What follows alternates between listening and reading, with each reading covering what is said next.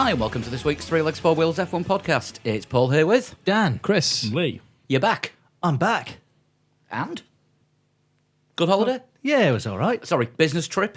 No, this one was a holiday.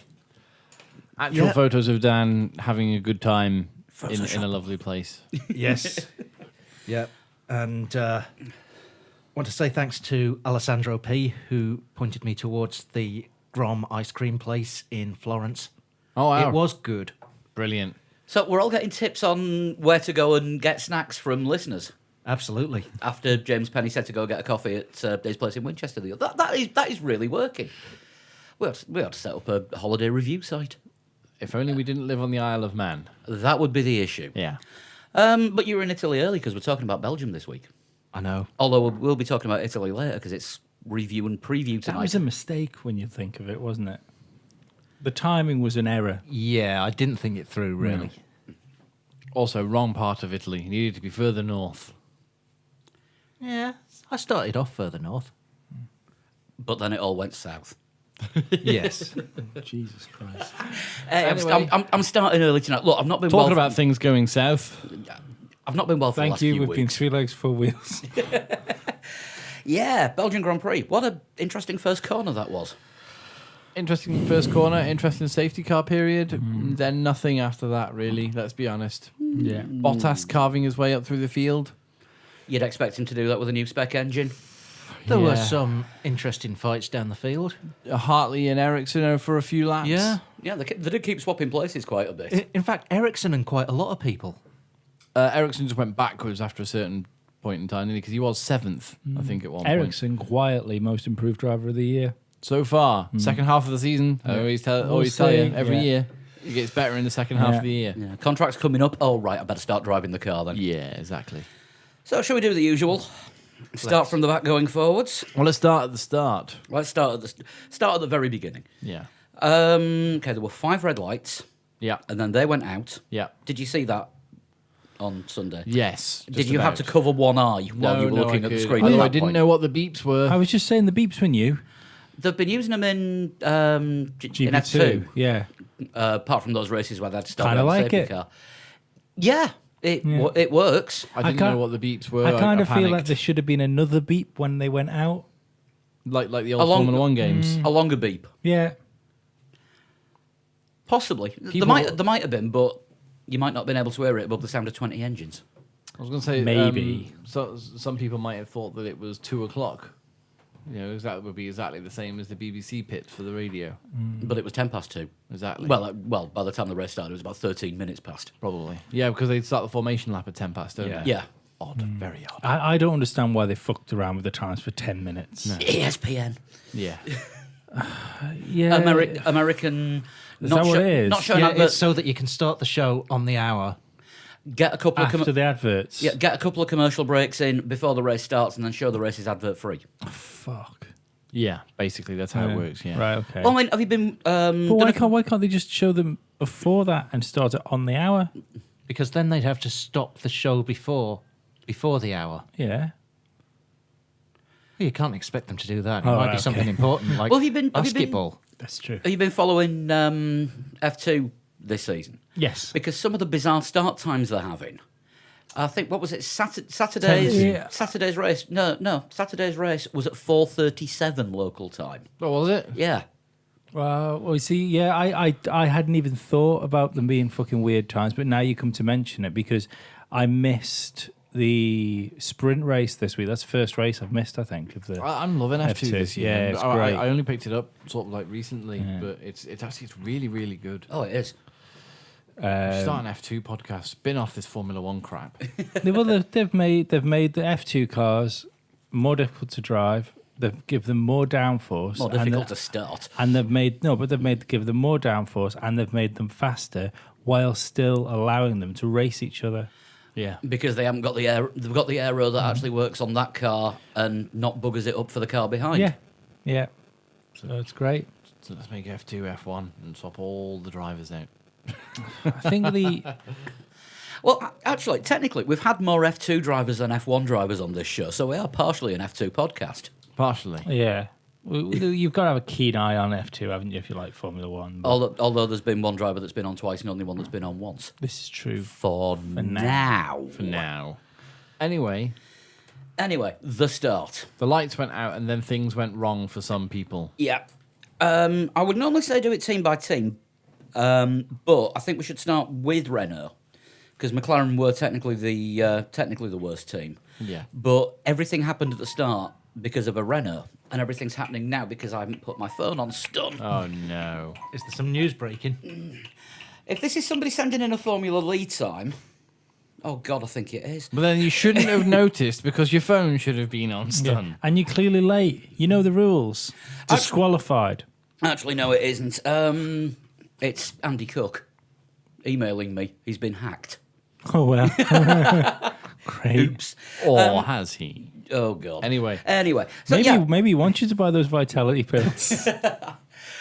I think we should start with Renault because it was Hulkenberg that got everything wrong, breaking full of sauce, and that just set off the biggest chain reaction that didn't involve Grosjean in Belgium. Alonso said he looked in his mirrors, saw Hulkenberg coming very quickly, knew there was going to be an impact, and just couldn't do anything about it. When Alonso landed on Charles Leclerc's car, the way he bounced, not when he landed on it, but when he bounces off it, he clearly bounces off the halo. It's not just that. If you look at the right front, I think it would be, that the suspension actually breaks off the halo when you watch it in slow motion. Yeah. Like, So I think there was that. I only saw that today because it was on the Hartley's helmet cam, which is only part of the F1 like coverage, Formula One TV coverage. So we didn't see that until they tweeted it out today. But like his helmet cam shows you like that. Who knows? I know people instantly jump to the Halo. Nothing would have happened if their fucking Halo hadn't been there, and you just think like, how can you possibly fucking know that? I think it's basically take your arguments about the Halo and fuck them off. Cram 'em. Yeah. To be honest with you, because there you go. There's one instance of all right, okay, he might have just got a glancing blow to the head. Yeah, but I don't isn't it think better the to be car would sat- have hit him even without the halo. But if it's a massive failure of imagination to think that It didn't help. it couldn't Yeah. it couldn't happen done. from a different angle. Yeah, Exactly. Did you see the nick of the Halo afterwards? Like the Halo Yeah. was cracked. Yeah. Yeah. Yeah, and so was the side of Leclerc's car. Yeah. I'd imagine so was boxer shorts. Well, half the McLaren was missing, Yeah. so that was probably somewhere in that Sauber.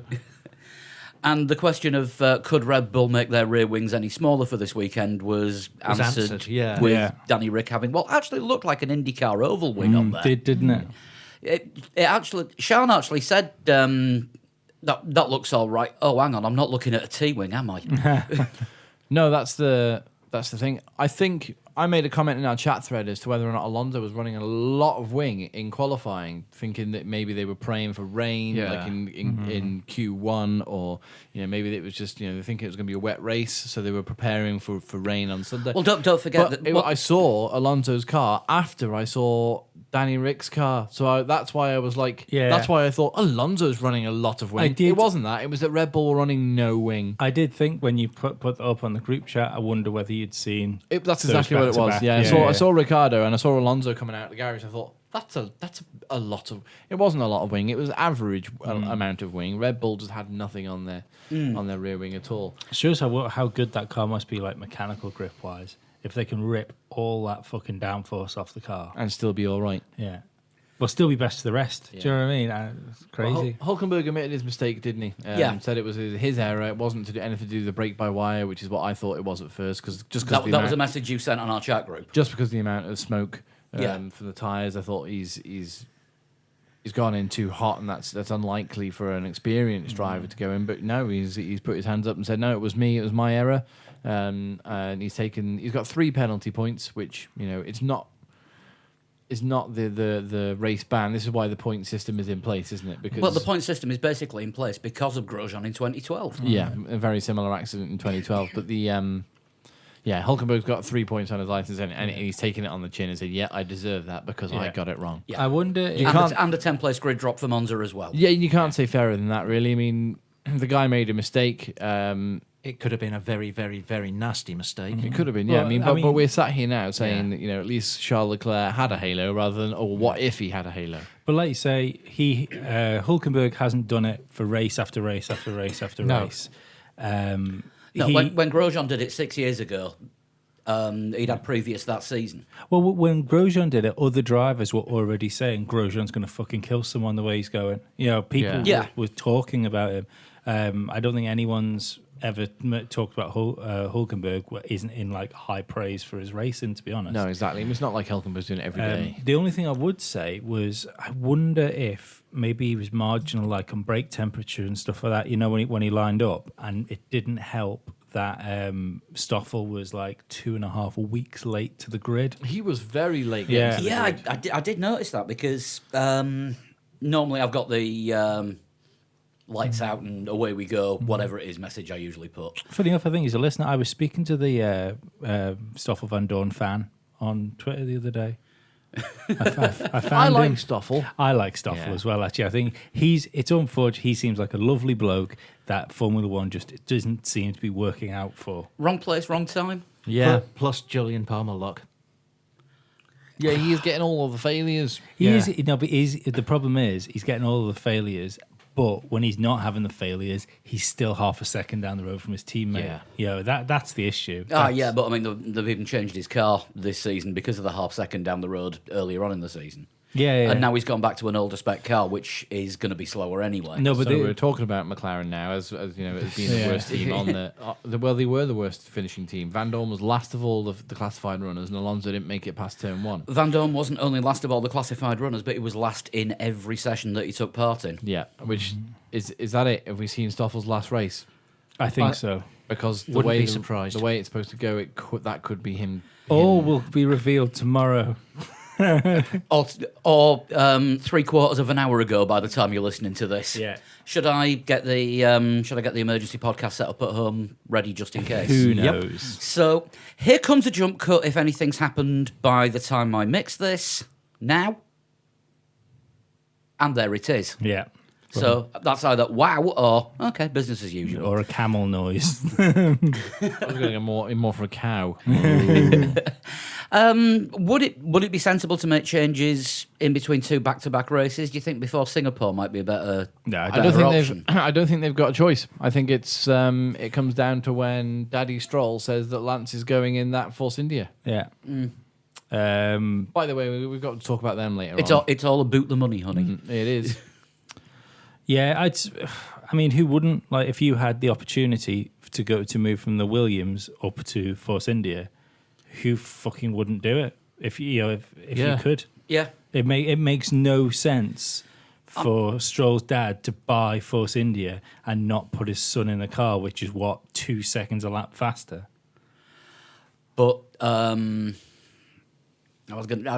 actually no, scrub that. I was going to say look at the Latifi situation at McLaren, but apparently that's not going to happen. No, Daddy Latifi hasn't bought 25% of McLaren. like I he said he mean- was going to. Well, he hasn't bought it to put his son in the car. Maybe he's got he had all intentions of doing it, but who says McLaren's for sale? Well, no, it is for sale. He's bought 25% of the company, but he's bought 25% of the whole company, including the engineering, the sports cars, and the race team. Oh, right, He's so it's bought not just 25% of for- McLaren Group. He's not bought It's into PLC, 25% isn't of it? Yeah, Formula he's One, bought right. into the whole McLaren operation. Yeah. But will we see his son in a car? Probably not. So Renault then, So, Renault, Hulk we've already talked about. Carlos Sainz, a bit of a non-event for Carlos as well. Is he now looking Checked to next out. season? Yeah, checked out a little. I think He- Carlos Sainz is the most disappointing driver of the year. Yeah, because he should have been doing. He was another driver who was well up the order at one point because of I think people pitting under the safety car and then just fell backwards. Well, let's not forget that it wasn't a massive amount of time ago we were saying that Carlos Sainz was on Verstappen level. Yeah. I don't think he is on Verstappen level No, not at the moment. because he's not quite on Hulkenberg level. no, I mean, I was defending him quite a lot at first when you were saying that Hulk's completely schooling him. Absolutely. I But- can totally understand that. He's got fabulous hair. You just reminded me. I took a screenshot of a Carlos Sainz Instagram the other day. I was supposed to send it to you. Was it gorgeous? Now I realise how. I bet it's gorgeous, isn't it? Yeah, now I've realised how slightly weird it is that I've just kept it on my phone and No, not it's sent it to you. not weird. It's not weird. You should just keep it for like positive affirmations. You sure? Yeah. I mean, Set it as your screensaver.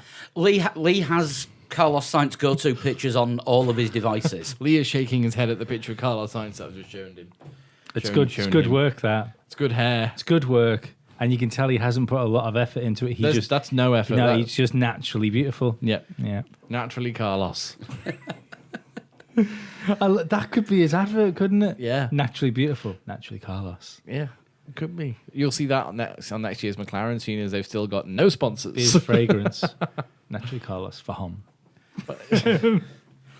Actually, Sainz never got. Sainz didn't get higher than 11th, according to the. Really? Yeah, I'd stand corrected, but the just seems started in 19th with an engine penalty. Yeah. started on medium tyres as well. Was the only runner to start on mediums, I think. Yes. But Did he go out in Q1? Yes, he did. Yeah. Yeah, well, along with the two Williamses and the two McLarens. See, that's not ideal. No. Yeah, ran long on the mediums as you'd expect, but not massively long. But yeah, never actually got higher than 11th. So it was just he wasn't there all weekend. Now, is that him? Is that the Renault engine? Because It's obviously not helped, but that Renault did seem to be it was a better car than the McLaren, all in all, I think. because Renault were having problems all weekend. There was Ricciardo's dramas on Friday, because I think he only did about 3 laps in FP1 because he was having engine problems. As it turns out, he's going to have to take new components again in Italy and get a grid penalty for them. So, and that's because, according to Red Bull, he's out of step with engine changes, which means he gets the new C-spec Renault engine, which it can't get much worse. It can. Yeah, right, it can. But realistically, if Renault's doing a job, he should get a better engine. Yeah. It can't be a bad thing getting the updates. Unless The problem, the thing they're worried about is reliability. I'd rather speed than reliability. At Monza, definitely. Then again, at Monza, you've got to strike a balance between the two, haven't you? Because you're pushing the engine for longer. See, I wonder if Red Bull, I know we're not talking about them at the moment, but their skinny wing was almost like a test for Monza. We'll see how quick we can I don't be. think it was so much a test as a necessity for Spa. Yeah, you said something interesting before we started recording. Probably. No, you said your interesting thing of the night before we started recording. Damn it. About Verstappen. And his wing and the car must have... am I having to remind you what you said? I can't remember. Were we just talking? Yeah, about the car must have an absolute shitload of mechanical grip for Oh, Verstappen to be yeah, able to do yeah. what he did. Yeah. We'll get to that later. But Renault, McLaren done. Sauber again, Leclerc, you can't say much about. He said he was going to push for points at the beginning of the race, but he was solid in qualifying. He always is. Though this is the thing. He was well up there. He's looking the part, isn't he, at the moment? Charles I was looking forward to seeing what he could do around Spa, because that seems to be a good track for him. And then Ericsson, And then he finished under Alonso. Exactly. Dan, you've become me. Stop it. But then Ericsson scoring points at Spa in a Sauber. Come on. Second half of the season, Marcus Isn't that- Ericsson syndrome. This is your own theory, Chris. It's not my own theory, it's an actual consecutive thing. point scoring. It's not my theory. I think it's an 4, actual 5. thing. Ericsson is good in the second half of the season. Going right back to his Caterham days, he improves in the second half of the season. But that's like 4 or 5 consecutive points finishes, isn't it? He's had. I'm just really? googling this now, and Marcus Ericsson. Let's have a has look. just paid One, £4 million two- for his next seat. Third in 5. There's a retirement and a 16th in there as well. Yeah, but even still, that's impressive for Marcus Ericsson. And it's impressive for Sauber as well, because they, for a team that were hemorrhaging points the last couple of years, it's good to see them. Yeah. They're competitive, should we say? Ericsson had a really good battle, didn't he, for a few laps with Brendan Hartley, Yep. but didn't realise at the time until a few laps later that Hartley hadn't actually stopped yet. Yeah, they were having a good battle, but I think Hartley's tyres fell off the cliff not long after that. Probably due to the battle with Ericsson. Yeah. Might have made a few more laps if he just let Ericsson go. But, you've got to fight for position. We want to see racing. Yeah. And one of the best on-track battles that we saw at Spa was between Hartley and Ericsson. We didn't see a whole lot of it. No, we didn't see an awful lot of it. That slipstream and the DRS appeared to be extremely powerful, didn't it, going down that back straight? But if you could stay close going through the first turn, you had a good chance of passing them. Didn't matter what engine or chassis you had a good chance at passing them on the way back. DRS a bit too powerful again. Maybe, but it was possibly. It was the slipstream as well. I think that didn't sort of helped with that one because going through the speed trap. I think Hamilton was the only one to go over 200 mile an hour through the speed trap. Was he? So you're obviously going to get a massive slipstream at like 180, 190 mile an hour. Yeah. Because you're punching a huge hole in the air. Yeah. And the tail off that hole is going to be massive. So anybody within 20 meters is going to pick up a bit of a tow. Yeah. So that's going to work. Who's after Sauber? Williams not last, only because they got both cars over the line. Well, they got both cars over the line. Both of them were a lap down, but we said they'd be like 3-4 laps down, and they weren't.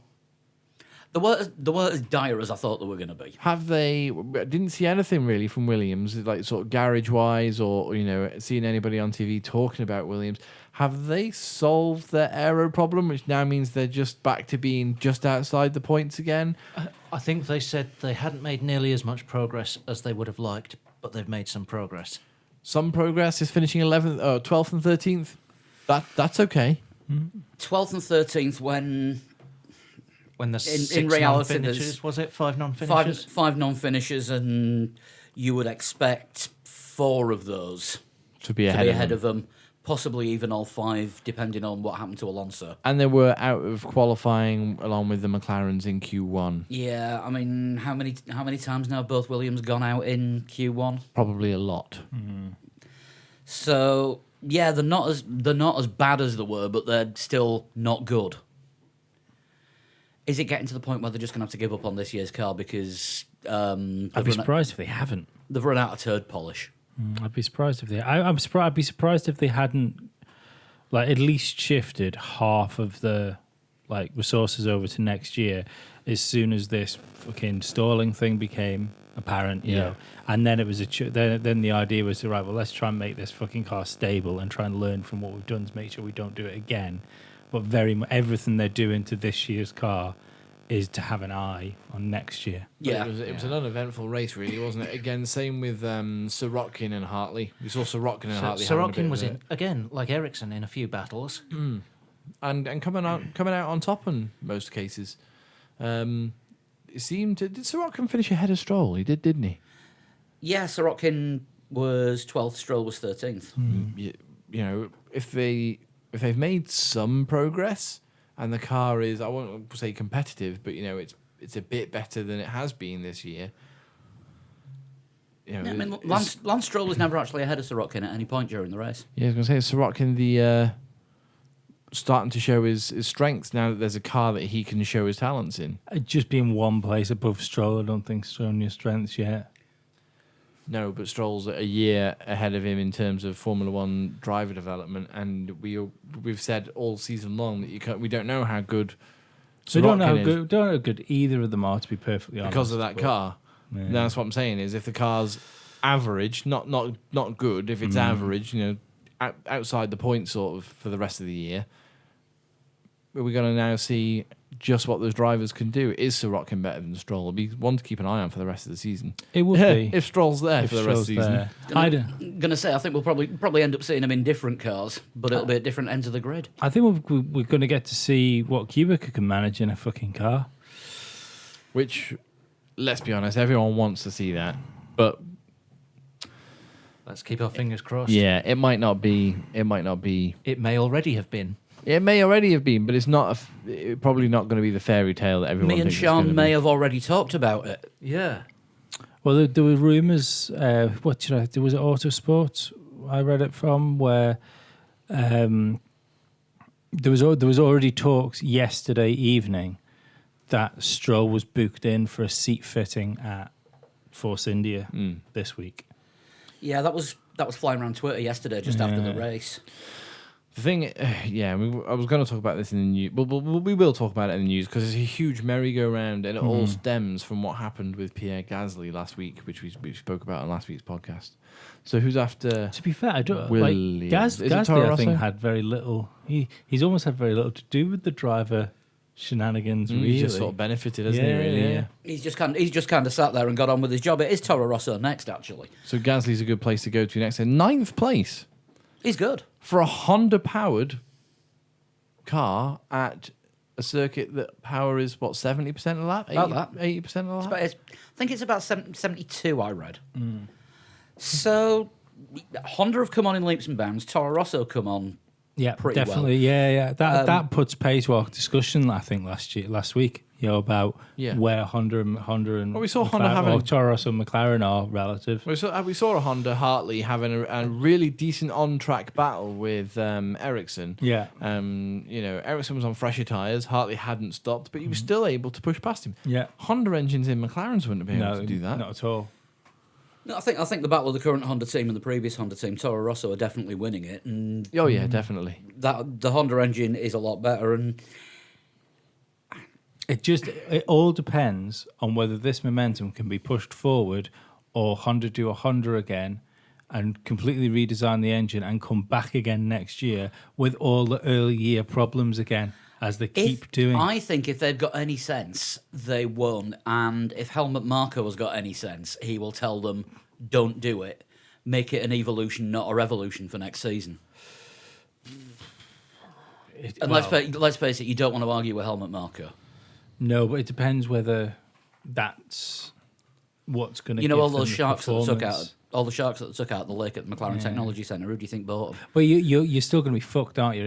If Renault and Ferrari and Mercedes are all going to go away, redesign their engines, and come back bigger, badder, and harder, and you've just evolved last year's engine a little bit more. I think that's what they need to do, though. They need to Be bold. They need to get a solid platform. No, they need to not be bold. They need to be conservative and sensible. Look what's and happened every just- year. They've been bold. Yeah. Yeah.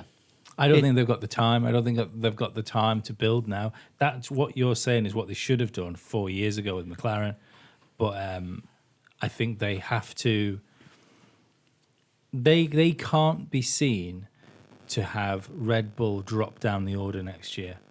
Red Bull need to be at least where they are now, and I'm not sure whether they can do that with the current Toro Rosso engine. Yeah. Because anything less than third is a failure. Because I think they can. I think it's long Just look term. at how the Toro Rosso is Oh, yeah, performing yeah. compared to the other Renault engines. yeah, The actual Renaults, the McLarens. yeah. ahead it- of both of them this weekend. Yeah, it's able to do well at Spa. But that's if you think Renault's going to stay where it is. And I think if Honda doesn't make a step forward, they'll be overtaken by a Renault-powered car, be it Renault or maybe not even a Renault-powered car, maybe a Ferrari-powered car, maybe a Sauber or a Force India with a Mercedes. And it's it's the same they need with to everything in the sport, isn't it? If you don't move forward, Yeah, you then go backwards. You go backwards, yeah. But I think anything more so for the other teams, because teams do ebb and flow and move around. But if Red Bull go backwards, like even one place, come Australia, everyone's going to turn around and say, "So, wish you'd kept those Renault engines then, do you?" And Honda cannot be seen to have that because they've already destroyed McLaren. They can't be seen to destroy Red Bull as well. I think it's a transitional period for Red Bull, and they'll just take whatever comes on the chin for the next year and a bit. I'm not sure they're very good at taking things on I the don't chin. think. I don't think. They're I don't good think at it's a long term. transitions. I don't think it's a long term thing. Red Bull and Honda. I honestly think they're waiting for. You're going to see 2019 and 2020, Yeah. and then maybe 2021. It all and maybe depends. 2022, 2023, depending Yeah, on yeah. how far they kick this engine change. It all into the depends long what grass. year the 2021 regulations come in. And what happens? Because don't forget, we already had this. I mean, really, we should be keeping this for the news, shouldn't we? In fact, we should do. Let's keep it news. Let's yeah, move on because from we Toro Rosso. we didn't talk last week, did we, about the proposed engine regulations being held over? No, we didn't. We'll talk. Right, We'll talk talk about about that later. Talk about Right. that in a bit. Haas up next. The upwards curve continues. Yeah, we Yeah. thought they were going to be hassling Red Bull for third. Well, hassling. They weren't quite hassling. No, Red they Bull. weren't. Well, they weren't even the fourth best team. Not in qualifying. No, but I think the fourth best team out there was someone doing their debut Grand Prix. yeah, they Probably, were. yeah. But the Haas were impressive. But every time they have a debut at Belgium, they always do well. Yeah. Yeah, but Grosjean was brilliant. Grosjean has he's got his arse in gear. He's stopped making stupid mistakes. You've been waiting all season, every race, for him to do something stupid. Mm-hmm. And But we got he's- it in he the stopped- first half. He stopped doing it Mm-hmm. since 3 races ago. Something like that. Is it too late though? I don't know. It's really hard to say because you got that very public. He's gonna have to stop making mistakes like this comment from Gunther Steiner, and since then he actually has, or he has, Yeah. and sorry, I know it's okay. I rolled my eyes. We're all guilty for it. Yeah. It's fine.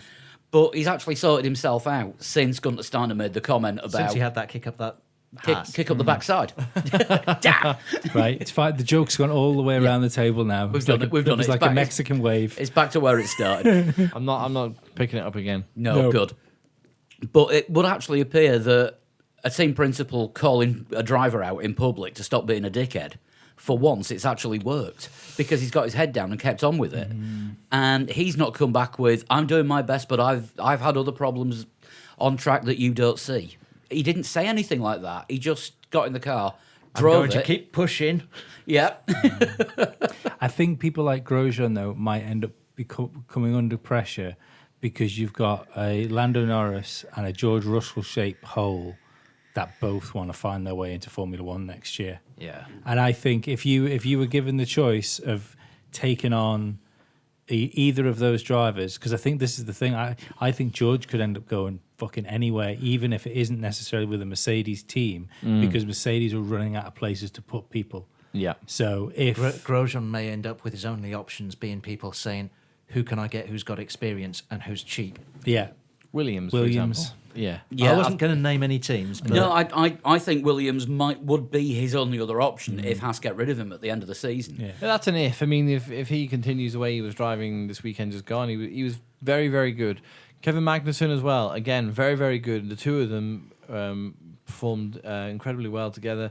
Did we get a team radio message towards the end saying that they weren't to race each other? Don't know. I didn't hear anything. How far apart do they finish on the track? You're asking all the tough questions, you know. I am.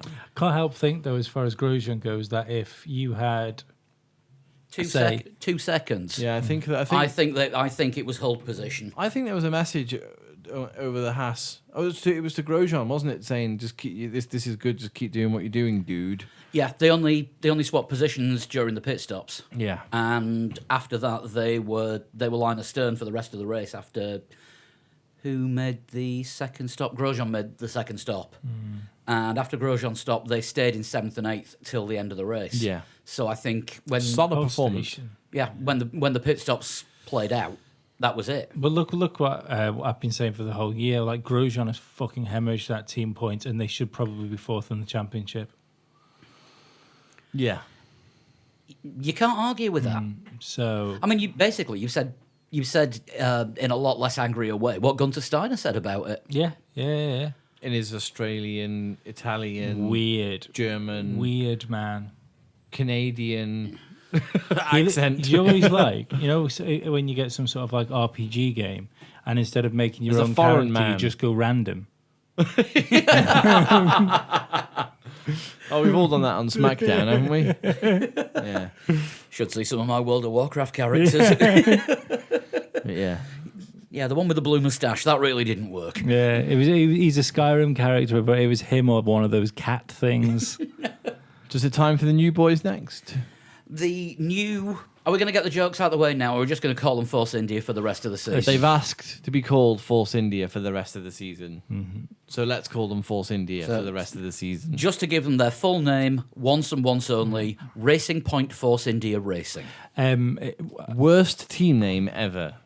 Is it? Force It's not India. racing at the end, is it? Is it? It's Yeah. the Racing Yes. Point Force India Racing. No, it's Racing Point Force India Racing. Crazy. Because the team was registered as Force India Racing. Yeah. So they've had to keep that, with Racing Point as the title sponsors, because they're the owners of the team. That's almost as good as Street Fighter, the movie, the video game. But that was the genuine title for the game of the film. Oh, God. We're into Super Puzzle Fighter 2 Turbo territory here, aren't we? Puzzle Fight was fucking ace. Actually, it was. But yeah, Force India having another good showing at Belgium, because it's where they got their debut pole. Yeah. Their highest ever finish in the Second. second in the same race. Yeah. With Fisichella, it's where when they were called Jordan, they got the first pole First win. and their first win. Grosjean was quite funny in his interview after qualifying because he was asked he obviously had a reasonably good qualifying. They said, well, where do you think you can be tomorrow? And he said, well, we probably don't have the pace to fight the Red Bulls. He said, sometimes, some races, we've been sort of on what we can fight Red Bulls. So I don't think we can do it here. He said, but like most races, we can probably fight whatever Force India is called today. Christian Horner made a similar joke, didn't he? We want to get Max past these pink cars, whatever they're called now. One thing I want to know is, why did they get rid of Bob Fernley? That is very odd, because he's been with the team since they were Jordan. Yeah, I don't know if that was a conflict of interest or a firing or Mutual consent. Was that what it was? Yeah, here's some mutual money, go consent. away. Yeah, basically that's what it is, isn't it?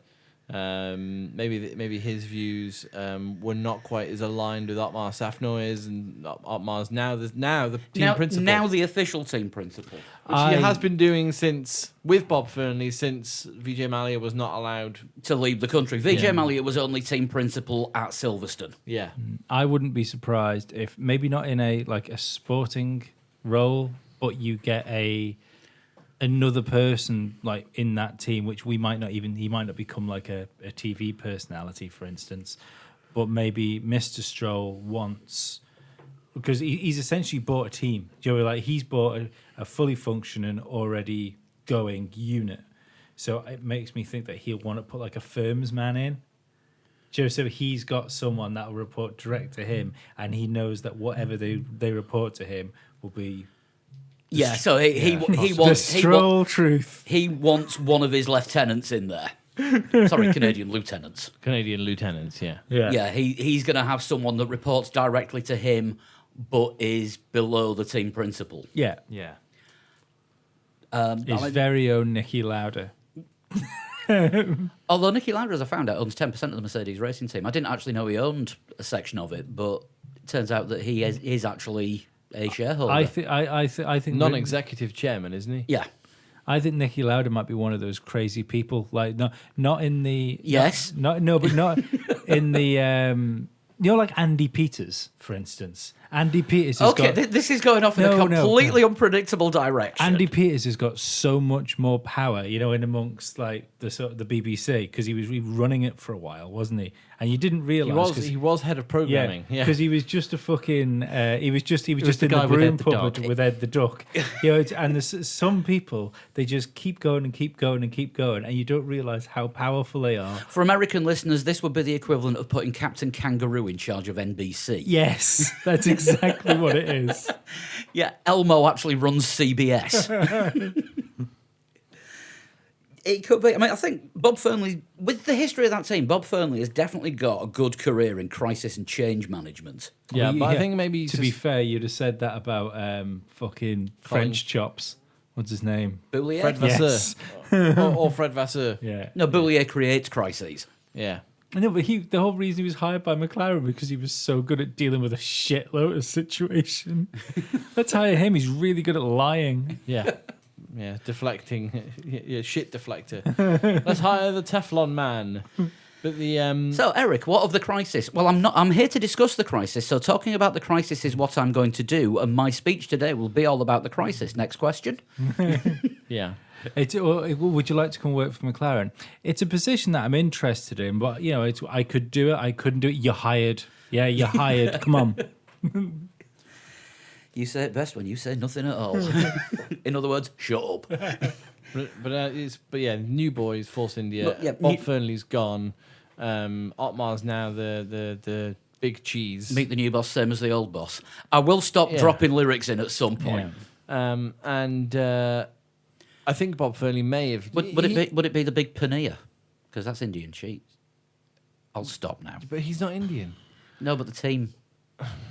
They're still not Indian. They're just for the sake of for the rest of the season. You can't force India on them. Oh, the FIA have. Dan's checked out, and I think Bob Fernley fully agree with his decision. I think Bob Fernley may have just left because he's just tired of it now. Another owner, another team owner. Do you know what? I've done my job. I kept this team going until they got a new owner. They're financially secure. I'm quite happy to leave. It could just have been that. Sort of they don't need me anymore. Yeah. Yeah, you know what? I've been My running. work here is done. Yeah, I've been running the team with Otmar. They want Otmar as the main man. I'm out. Like, I'm done. Do you think Force India got a buyer and he leapt? Yeah, maybe. Yeah. He's now a milkmaid Yeah. in 1860s Texas. I thought you could only leap within your own lifetime. Oh, can you? Yeah, apparently, yeah. All right, I have no idea then. Maybe he's that It's old. not Paul leaping. That's your second one tonight. You've hit your limit. On the track, however, Force India in Belgium, 5th and 6th. A great, work. Yeah. a great reply to all the off-track turmoil they've had. Yeah. Good qualifying as well. Yep, solid qualifying. Thought Ocon Made was the going most to get of on the pole weather. at one point. I actually thought Ocon was going to get on pole because he was so much quicker, and then all of a sudden in that middle, in the first sector, and then in the middle sector, he was a couple of tenths off, and I thought he could still do it, and he didn't quite do it. And then lost it at the bus stop. Yeah, and then Hamilton decided he was going to go 3 seconds faster than everyone else, and I thought, well, good luck to anyone who thinks they're going to catch that. Certainly took a sizable pair of cojones for Lewis to put that lap in, but we'll talk about that when we get to Mercedes. Yes. Now, the big question is, should Ocon have gone for it on the first lap? Yeah, he should have done, but if it had gone wrong, he would be. If he had wiped out either Vettel or Hamilton Well, let's or not forget, both there of was them, 3 cars at that point. When Four. He was it 4? four. Right? Perez on the It outside. wouldn't have worked. He'd have gone into somebody. Everyone would have turned in, and he would have had no room. It proved he was a good racing driver. The Yeah. fact he backed out. I mean, it was at one of the narrowest parts of the track as well, because it was at Lacombe, and that chicane is narrow. Look at the crash from Yeah. 2009, Yeah. or if you read the Times, the crash from 2009 that happened yesterday. Yeah. Stupid Times reporters. And he's not in a faster car than the Mercedes or No, the no, Ferraris. he wasn't racing them that day. Yeah. I mean, realistically, you could say if he'd have backed out a bit, because if he'd have backed out earlier and not even attempted to put himself there, he'd have probably finished ahead of Perez. You know, yeah. so- Thing is, It's one thing to do a do or die move when you're in a Mercedes or a Ferrari and possibly going to win the race, possibly not. Yeah. It's stupid to do a do or die move for first place in the race on the first lap when you know you're not going to keep yeah, it. yeah. and when it's you're stupid. in what's potentially your last race for that team, Yeah. and which you could also use as an argument for going for it. But Yeah. one of the other cars who's in that melee with you is keeping you in Formula is One by trying putting to somewhere. keep you in Formula Yeah. One. You do not want to take out their main man in the championship. Yeah. So I think that was in his thoughts when he backed out. I think he thought Lewis is there. I'm backing out. Yeah, and he's But also even if he didn't, it's a smart racing move. It's a Yeah. smart racing move because even if you just let those 3, and Perez backed out as well, but even if you just let those 3 carry on into that corner, quite likely there was going to be contact somewhere, and he would have picked up a place anyway. yeah. So and who knows? Contact between 2 cars. We saw it between Hamilton and Rosberg there in 2014 when the puncture happened. He could have made 2 places. It could have been in second place. Sky still use it on the opening titles. The great Nico hit me. Oh god, still use that? Yeah. See, even the thing of him, like, he must be a bit upset that he's getting forced out of what is a reasonably good car, or we think he's going to get forced out of a reasonably good car, to go to McLaren. But like, And then to a completely uncertain future in 2019.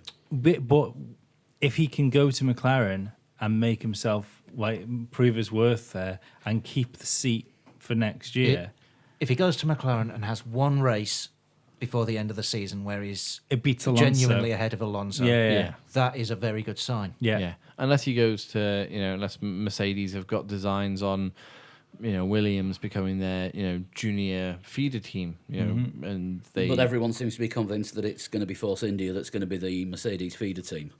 Yeah, but Now, It would make sense. For Mercedes to use Force India if they can, because it's going to be a better car.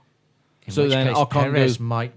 and Perez say, might and be in Ocon goes trouble. back to Force India next Yeah. year. That would just be weird. Because I know Perez has done a lot of good work to And help that's bad Force India. business. But Perez has done a lot of good work to help Force India stay in Formula One Yeah. right now. But I will guarantee you, Mercedes do not give a fuck about that. Yeah, but it'd be bad business for. Lawrence Stroll has done more than Perez has. Yeah, but it'd be bad business for Mercedes to then go and then say, right, okay, that team that we can only use with one seat. Let's stick Esteban Ocon on there and George Russell as the reserve driver until one of them's ready to come up to the big boy team. I think they would. I reckon they would have Ocon and Russell in Williams. No, because They would rather that. it depends what state Williams is in. With Mercedes investing heavily in Williams, because Williams are losing their Martini sponsorship as well. Look at Sirotkin with no idea whether he's Pedro Diniz or Michael Schumacher. No idea whatsoever. And I don't think sticking a green driver in George Russell and the guy that you had every faith in, like last year, which seems to have gone off the boil a bit, it's no good sticking him in that car. And if I was Ocon, I'd prefer to go to McLaren because McLaren is probably going to be in a bit of a state next year. If he can keep the seat and if Lando doesn't go there, for instance. Yeah, but that's the thing. I don't think he's going to have a seat there in 2019 unless he's exceptional. Yeah, but at least he's got the chance to be exceptional. I still think that Lando's going to find himself in a Toro Rosso. That's a possibility. and according to an Although ESPN interview with Lewis Hamilton yesterday, he says that Esteban Ocon is exceptional and does deserve to be on the grid next year. Yeah, well, I think Lewis was it was less of being in support of Ocon, wasn't it? And more having a pop at Stroll. Yeah, being the in money Formula men. One. Yeah. Stroll buying his dad buying a team and then putting him in the car, which is what seems like it's going to happen. Does that make Stroll like the ultimate pay driver? I can't remember anything like that in the time I've been watching Formula One. In modern Formula One, I'm sure. It's happened in the past when you got single race entries and stuff like that. Hesketh for James Hunt, for example. Yeah. Funnily enough, I was watching Rush last night. Oh, yeah. Yeah. When Lord Hesketh bought himself a Formula One car and decided that was his entry and he was just going to put James Hunt in the car because James Hunt wanted to be in Formula One and Lord Hesketh had a lot of money. James Hunt was driving for him in Formula 3. Yeah. And then they looked at the numbers and there wasn't much difference between F2 and F1 in those days. So they went straight to So F1. they went straight for F1 because the prize money was better. Yeah. Well, I mean, I've Won one race, is that right? I think they did. I'm sure they mentioned Non-championship it. one. Yeah. I'm sure they mentioned it on Sky. Like the Schumacher had financial backing to come into Formula One. Alonso had backing to come into Formula One. Most people that come in, There's have got backing something, and there's having your dad buy a team to put you in a car. But there's a difference between having that financial backing to get you into Formula One, and the fact like Telefonica obviously sponsored fucking Alonso because he was exceptional at what he was doing. But when you're doing it off personal wealth, and he's probably a decent racing driver. The only other example I can actually think of that's current. Pedro Diniz. No, Ericsson is the closest one. It's outside of Formula One. It's Max Chilton in IndyCar because he drives for Carlin, that's owned by his dad. Yeah, but Chilton's doing quite well in IndyCar, though, isn't he? It took him a while. Yeah, but I mean, it was green to a series, Daniel Abt in Formula E. Yeah, he bought. That's his team, isn't it? It's not. Is it his team or is it his dad's? I thought it was his dad's. I thought it was his team. Might be his. I still don't think we know how good Chilton could have been. It was another situation where that car he was in was fucking bobbins. And you have to have regardless of, you look at how Stroller's throwing that fucking car off the track. I know we took the piss out of Chilton loads, but you don't have all Still those going on. consecutive Like his finishes. last race. Yeah, but you don't have all those consecutive finishes like Chilton had without having some skill behind a car, especially when it's clearly a hard car to drive. Yeah. You know, It's Daniel Amp's dad's. Oh, it's his dad's? Yeah. Okay. So, yeah, that's... But they've been going considerably longer than Daniel Amp's been in Formula E. They started in 1996. yeah. Yeah, I mean, we'll talk more about the whole driver shuffling. Yeah, because later, there's 'cause a massive merry-go-round to... Yeah. to We'll move on. We'll move on to Red Bull next, though. Verstappen with his lonely race. Yeah. Verstappen got into third early on, stayed there, didn't really see anybody else until he started lapping cars. That was about it for Max Verstappen. Around the pit stops, he had to deal with Lewis Hamilton, but that was about it. Yeah. Not much else for Max Verstappen. If he was on his own any longer, he'd have drawn a face on a volleyball. The Dutch fans loved it, though, didn't they, when he made those passes on the Force Indias? Yeah. Huge roars at the end of the Camel Straight, which just happened to be exactly where the Dutch parked themselves. So I think it was known if he's going to make a pass, it's probably going to be there. yeah, Let's make that the Max Verstappen stand. yeah, ultimate roar, and it Yeah. happened twice. But yeah, I think the first few laps after the safety car period, when he got past the Force Indias, he didn't really see anyone, did he? Is I thought this was because of the old Max stand and stuff. Max seems to be pushed an awful lot at the minute by not just by Red Bull but by Formula One itself. Yeah. Do you think they see the opportunity to have their own Rossi? I think that's what they're going for, because in With the MotoGP orange. you get the Rossi Yeah. you get the Rossi stands. It's Yeah. set aside for you can only come in here if you're wearing yellow. Yeah, Formula One's got okay, you can let your orange flares off in this bit. yeah. But you do like You the see the video of him before the race signing all the hats. Must Yeah, must yeah. have done good 200. There was a special edition Red few Bull t-shirts thousands, this mate. race It was as well. fucking loads. But did anyone catch the special edition Red Bull t-shirts? Aston Martin Red Bull Racing, silver writing on a bright orange t-shirt. Yeah, looked like the McLaren Rocket Red ones. A little bit, yeah. But yeah, no, I think I agree with you on that. They are trying to push him as F1 are trying to push him as the face. It's crazy as well because he's. Don't get me wrong. Like I've come round more to Max because not because I didn't like him in the first place, but I wasn't prepared to go. He's the fucking greatest thing in the world. I still think there's a good chance he'll never become a world champion. But even if he's not the greatest thing, he's really exciting to watch. He is really exciting to watch. But this is the weird thing I find about how people have sort of magnetized to him, is because Rossi's a really charismatic character. Yeah. Max, It's the Rossi versus Schumacher thing, Yeah. isn't it? You know, Rossi and Schumacher were winning titles at the Yeah, same time. yeah. Everybody hated Michael Schumacher in Formula One. Everyone loved Valentino Rossi in Yeah. MotoGP because he had that charismatic personality. but He kept on getting fined for leaping over the fence to go to the Portaloo after winning races. Yeah, and things and, like that. and when he won his 7th title, having the 7 dwarves in one of the sand Yeah. traps. But the And closest stopping thing, to take photos with them. the closest thing Max Verstappen has got to a personality is moving to Renault next year. That's Yeah. harsh, but I can hear the agreements coming from somewhere in the Yeah. Scotland region. Has anybody noticed as well that Danny Rick has started talking a lot more softly since he's decided to move to Renault?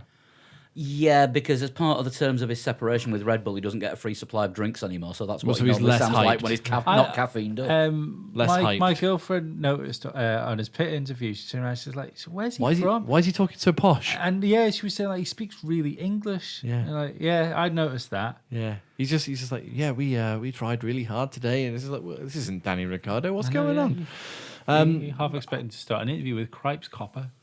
Unfortunate for Ricciardo losing his rear wing so early on. Well, there wasn't a lot to lose. No, but he couldn't have carried on with that. He would have been black flagged Oh, yeah. for an unsafe car. But I'm surprised at how quickly Red Bull managed to replace that rear wing. All right, he was 2 laps down by the time he came out, but come on. Two Seemed laps a down. 45-minute job, the Sky guys said it was. 45 minutes, and they did it in 12 minutes. Yeah. You know all that Red Bull that Danny Rick hasn't been drinking since he signed the Renault contract? The engineers The had it. engineers get that. Yeah. That's the engineer's difference, the engineering equivalent of going into a mechanic and what it actually takes to do the job or what it takes for you to do the job if you know the person you're doing it for. Yeah. Yeah. Yeah. Oh, I'll have to have your car for 4 days. Yeah. Is Jerry in? Oh, yeah. It'll take me 20 minutes. I think it's more how long it takes if you're doing it carefully, and how long you're doing it if you're in the middle of a fucking race. And Yeah. he's not staying in the team that much longer. Yeah. And to be fair, I mean, he went out, he gave it a good crack. He was keeping pace with Bottas, wasn't he? 'Cause he was behind Bottas. And he was following Valtteri Bottas through the field. I think he overtook Bottas at one point, didn't he? Unlapped himself. He did unlap himself at one point. Yeah. I did notice at one point for about 3 or 4 laps, the only 3 drivers that were doing sub 1 minute 50 laps were Vettel, Hamilton, and Ricciardo. Yeah. Yeah. It was a good effort from Danny Ricciardo. It was just a shame that, he took that. That there that wasn't knock. another safety car.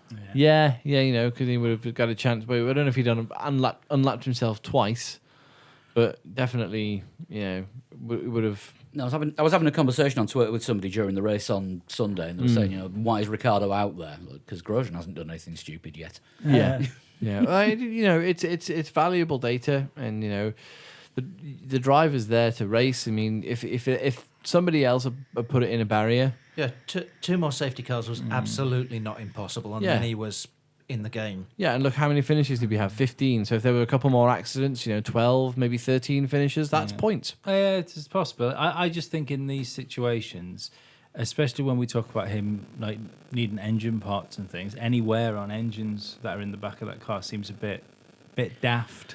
I think after Friday it was a given that he was going to get a new engine for Monza anyway. So we might as well just run that one until it falls out of the back, because we're changing it. I think there's going to be quite a lot of that from Red Bull now. You might even see them on a one-off basis. For the engines. If they think there's even the chance of them having a slightly shit result, like whatever's before Singapore, for instance. Both drivers will have a grid drop by then, probably. So Well, there's only one race before Singapore, so it would probably Max doing it in Singapore. Yeah. No, I expect them to have a better race in Singapore than at Monza. That's what I mean. Whatever races before Singapore. Italy Monza. next week. Is it Italy next week? Yeah. All right. Oh, well. Yeah, and we already know Danny Rick's getting the grid drop for Italy. So he'll have a fairly fresh engine then. He'll have a fresh engine at Singapore, depending on the reliability of the new Renault engine, and Unless it goes bang in Monza. which engines are prone to doing. Mm-hmm. See if Max ends up with one as well then. Well, Valtteri got a new engine, didn't he, from Mercedes this weekend? Yes, Which is why I started near the back. Yeah. and again, this was the upgraded Mercedes engine, and we saw that just like when Lewis got the upgrade last year, you can carb through the field. You can overtake through a Rouge, or actually that's Radion, but Don't you start. Everyone else was doing it this weekend. I even saw someone making T-shirts out of it by Friday night. These Formula One podcasts that hear something or see something and make a T-shirt out of it, desperate commercial. Hang on. you mean like after Esteban Ocon in qualifying? Yeah. What was it? The Job did. The job did a fantastic, guys. Available now on our merch store. You can get a link from the website. Yeah, go and buy one. 2, maybe. Give one to a friend. Talking of our merch store, the person who bought the 3 legs 4 wheels cushion, can you let us know who you are, please? I'd like to know that. Someone bought a cushion on Friday. That's okay. I too have got drunk then and used the internet. Was it you? No. Right? I'd also suggest that if you've got... Can you send us a photo of you with the cushion? But if they've got that on a couch, then there's obviously a lonely side, so they should probably go back on and buy a total shunt cushion as well for the other side. Yeah, probably. Yeah, the cushions are available for the total shunt ones. Moving back to Mercedes, though. Yep, Bottas carved his way through the field. Fast car, fast engine. Yeah, still slower than Lewis though, lap time wise. That's because he is. Yeah, and Lewis said quite candidly, that Ferrari were much faster than them,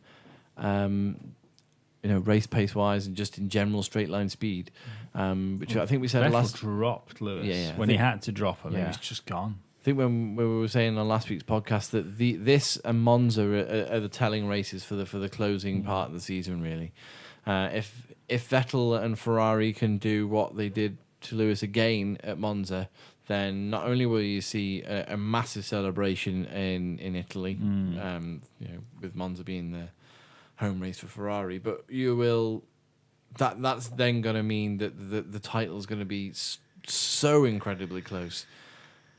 Possibly the pendulum swinging Ferrari's way with the circuits you've got left, if everything stays as it is now. Do you know what? But don't forget, a couple of years ago, Mercedes were incredibly strong all the way through.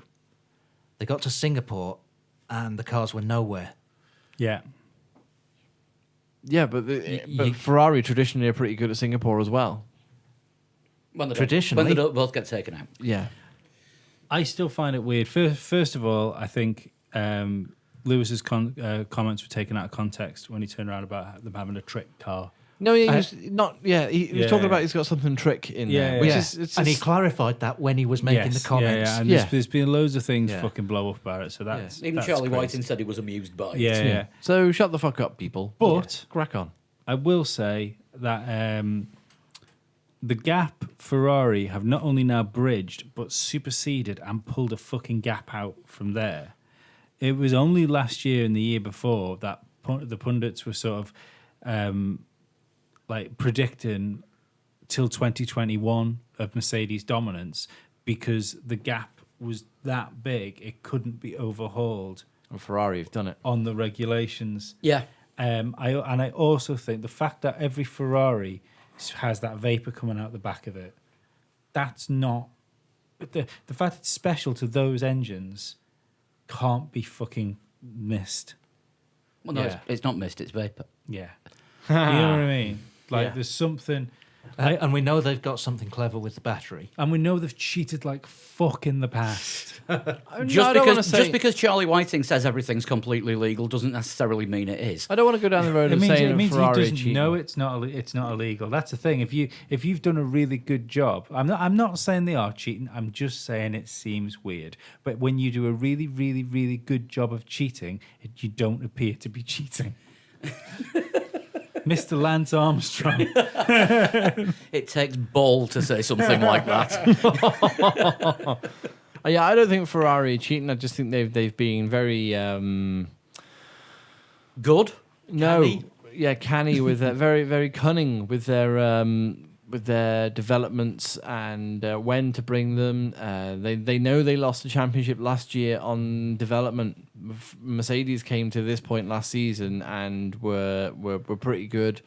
It looked like it was going to be tight. And then at the one race where Ferrari had a chance to really take it back off Mercedes, they didn't. They crashed into each other at Yeah. Singapore, and Hamilton won the race. I know. Well, So, we'll you know, see. But I mean, I hope this gap doesn't fucking stay because I want to see an interesting rest of the season. I don't want to Yeah, see but I mean, Ferrari look at walk the. it. I mean, Dan made the point about Singapore, but I mean, look at the races for the rest of the season. If Dan wouldn't mind turning his mug around slightly, Yeah, but Mercedes have been you got good Singapore, at. you got Russia, which isn't a particularly power strong circuit, but again, a few long straights. Yeah, but you're talking about it like Mercedes have still got the No, most I'm powerful not. engine. No, I'm Ferrari. not. Oh right, I thought you were back in Mercedes there. No, to I'm come not. Back. Yeah, no, yeah. I'm saying look at right, the cool. like Mercedes might be all right in Singapore, but Ferrari are usually pretty good there. Yeah. Then you got Russia, Japan's quite power hungry. Yeah, Uh, USA is. Austin's quite power hungry. Yeah. Mexico, no, not really. Although there is one long straight. Brazil, no, that's not power hungry. It And is Abu Abu Dhabi Dhabi. is. Abu Dhabi's not too power hungry. It's got that one big straight, but the rest is Like fucking the first zigzaggy sec- lines. First Yeah, sector if- and the middle sector If are you quite can get power ahead, hungry. then you can hold a car Yeah, behind yeah. you. Can't you, Lewis? Yeah, of course you can. Yeah. Even what's his name? Fucking the Russian chap. Petrov. Yeah, he knows about keeping people behind him So, as you know, well. If we come out of Monza and Ferrari have completely smashed Mercedes out of the park, then you're going to have Mercedes have got a real headache then, because there's very few circuits after that where they can look at it and think, well, we should have Ferrari there, or we should have Ferrari at this point.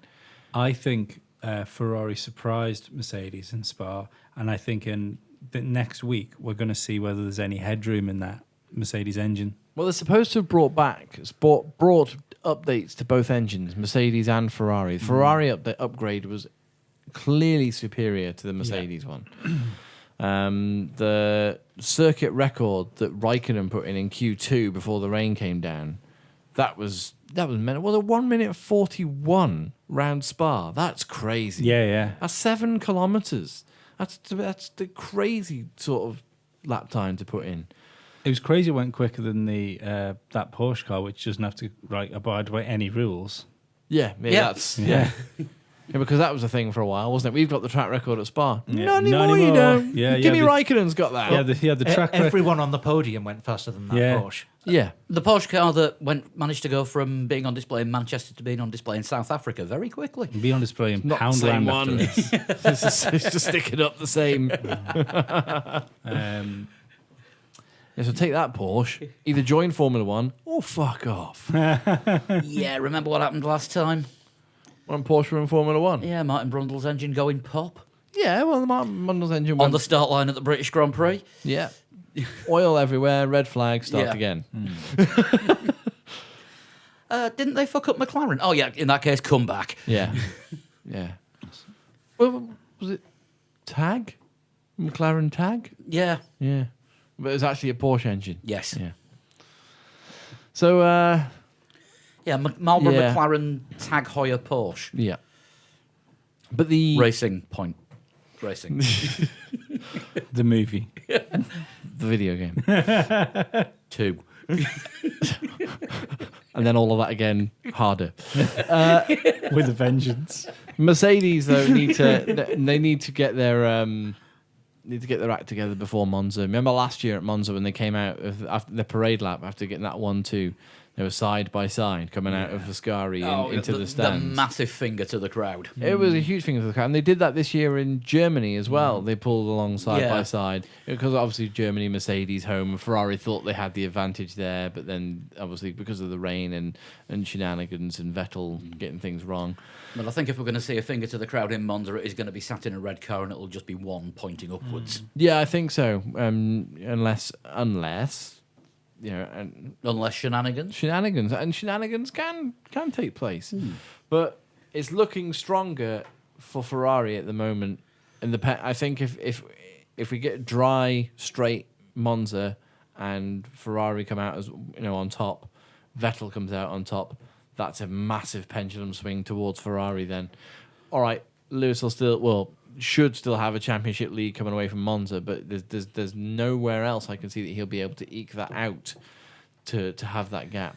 No. He'll have a championship lead, but there's a chance that it could be 10 or less points. Yeah. Like I say, this all depends on if they've got any headroom on that engine. Maybe it was a case of whatever Mercedes thought Ferrari were going to turn up with was just better than what they expected to be fighting. It also depends on how much headroom Ferrari have actually got.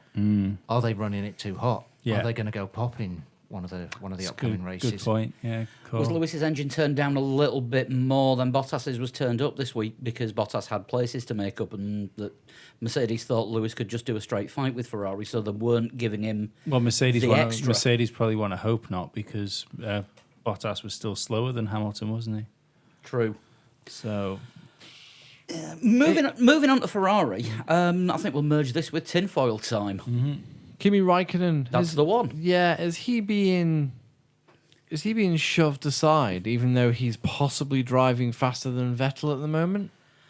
It does seem weird, the whole thing in qualifying. Before the summer break, Raikkonen was by far the quicker Ferrari driver, but kept on getting strategized out of the way. I don't think it's before the summer break. I think he was quick. He was quicker in practice. He was quicker. He looked set for pole position. Especially on a dry track. Yeah, or drying track. Yeah, and it's not like he's particularly shabby in the wet. So you've got to think that he was going to be equally as quick as he was. Well, not equally as quick as the dry. That's impossible. But both quick. I just think it was such a strange thing for Ferrari to do to underfuel them. There's no point in him not being on track. If it would have, Well, Red Bull did the same with Ricciardo, didn't they? But they knew they were taking penalties with Ricciardo. It was a different. They were in a different fight. Do you know what I mean? yeah. Yeah, it was odd for Raikkonen, and to jump out of the car and shake his head as well, at the team almost. Yeah. Well, did you see his pit interview afterwards? like notably rattled. Yeah. Like, you know. Well, he spent 18 minutes driving the car, which wasn't going in a straight line. His DRS wouldn't close. yeah, He knew it was damaged, and the team just weren't responding. yeah. You know, that was during the race. that was during the race. I yeah. see. I don't think there was any anything untoward to him during the race. But I still think it would be stupid of Ferrari to sacrifice him in qualifying because, yeah, you've got that worry that he might take points off Vettel. But if Vettel isn't there, you want him to take points off Hamilton. You know, and the speed those cars were at, if he'd have started third, even that would have been a Ferrari 1-2. And I think they can, at this point in the championship, Yeah. they can legitimately swap them round. Yeah, And I look think at what so, happened yeah. with Ricardo when Ricardo's wing was broken. Red Bull replaced it, and we just were talking about that just now. Yeah. Ferrari didn't even bother. They were just like, "Oh, he's out of the race then." Yeah. I know he took a knock, but come on, other Ferrari drivers are took a doing their Ferrari thing of they have a lead driver and they are supporting him and like to fuck with the constructors, it would appear. But they've always been that way. That makes me think it would be very dangerous for Charles Leclerc to go into Ferrari if they're still going to keep that mindset. I've just had a thought about the championship as well. Kimi's on his last engine, isn't he? Yeah. On his last power unit before he has to take penalties. I think so. They wouldn't have let him take penalties at Monza. So one of the reasons they probably retired him was, well, we need this for Monza, so let's just save this, and then he can have a bit more at Monza. Well, Still it was the car wasn't working properly, and it would have taken too long to fix the But that could have DRS been problem. part of the thinking behind it is what I mean. No, it wasn't. It wasn't the reason. It was part of the thinking behind it. Was that all right? Okay, well, we could probably fix this and put him out back onto the track, or do we want to save this because we know we're going to have to use this power unit for Monza? He might take penalties elsewhere. He's going to have to take penalties elsewhere in the season. There's no way this power unit that Kimi's had since Germany? Was it Germany or Silverstone? Was it that he took penalties? No, not penalties. His last power unit was MGUH went, didn't it? And they had to replace the whole power unit. I think he's on his last power unit. But the rest of the whole power unit can still go in. Apart from the MGUH, it was just quicker to swap the whole thing out than it was to replace the one part. Yeah, I think he's on the whole last one, last of everything. No, he's still got working ones in the pool that have been used. Yeah, I think he's going to be on penalties though towards the end of the season. Oh, guaranteed. So for Ferrari's reliability might be the only thing that could let them down because I haven't seen or heard of a Mercedes go bang apart from Hamilton retired, didn't he, with something? Yeah. What did he retire with? A gearbox, wasn't it? It was it was a gearbox failure. Right. In Austria was that? Yeah.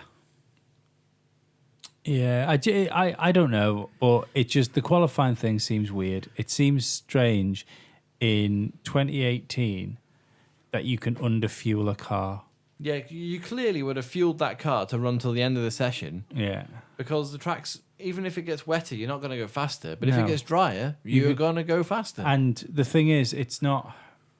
It just doesn't make sense because even if it did dry up, which it clearly wasn't going to dry up, and you could go to softs, then you're going to want to do a racing pit stop. Yeah. You know, to get in and out. You're not going to want to pull the car back into the garage and top her up and throw her back out. Yeah.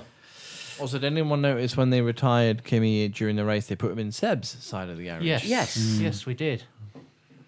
Yeah. Not sure what all that was about. No. I think that's a thing that I've seen that a lot before. It's they do it to use the whole garage, I think, because it's easier to get the tires from so they can stack all the tires in one side.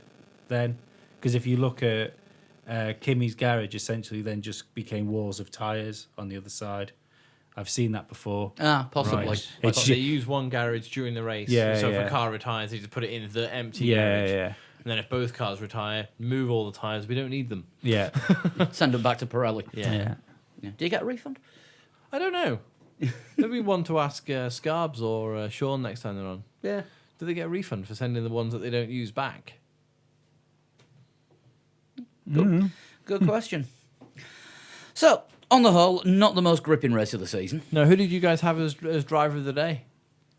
We said went Bottas, We said didn't we? Bottas. I think I would have gone Bottas. It was Vettel that was the official FIA one. I think you can't argue with that either. I'm going to give Ericsson honorary mention. For his 10th place. Yeah. It's acceptable. Yeah, I think I went Bottas in my own mind. In your mind. Sorry, I've been watching Eddie Izzard again. Yeah, I think Bottas and Vettel did as well as each other, but Bottas had more work to do. Yeah. And Ericsson, yeah, possibly should have an honorary mention there. Actually, no. I'll give Stoffel my driver of the day because, as you know, I like letting people down, and he let down a whole country. And that's the sort of thing that I can only aspire to do. Well, it's his home Grand Prix, isn't it? Yeah. You can tell that by the masses of people wearing McLaren orange Yeah. and firing off orange torches Yeah. for him.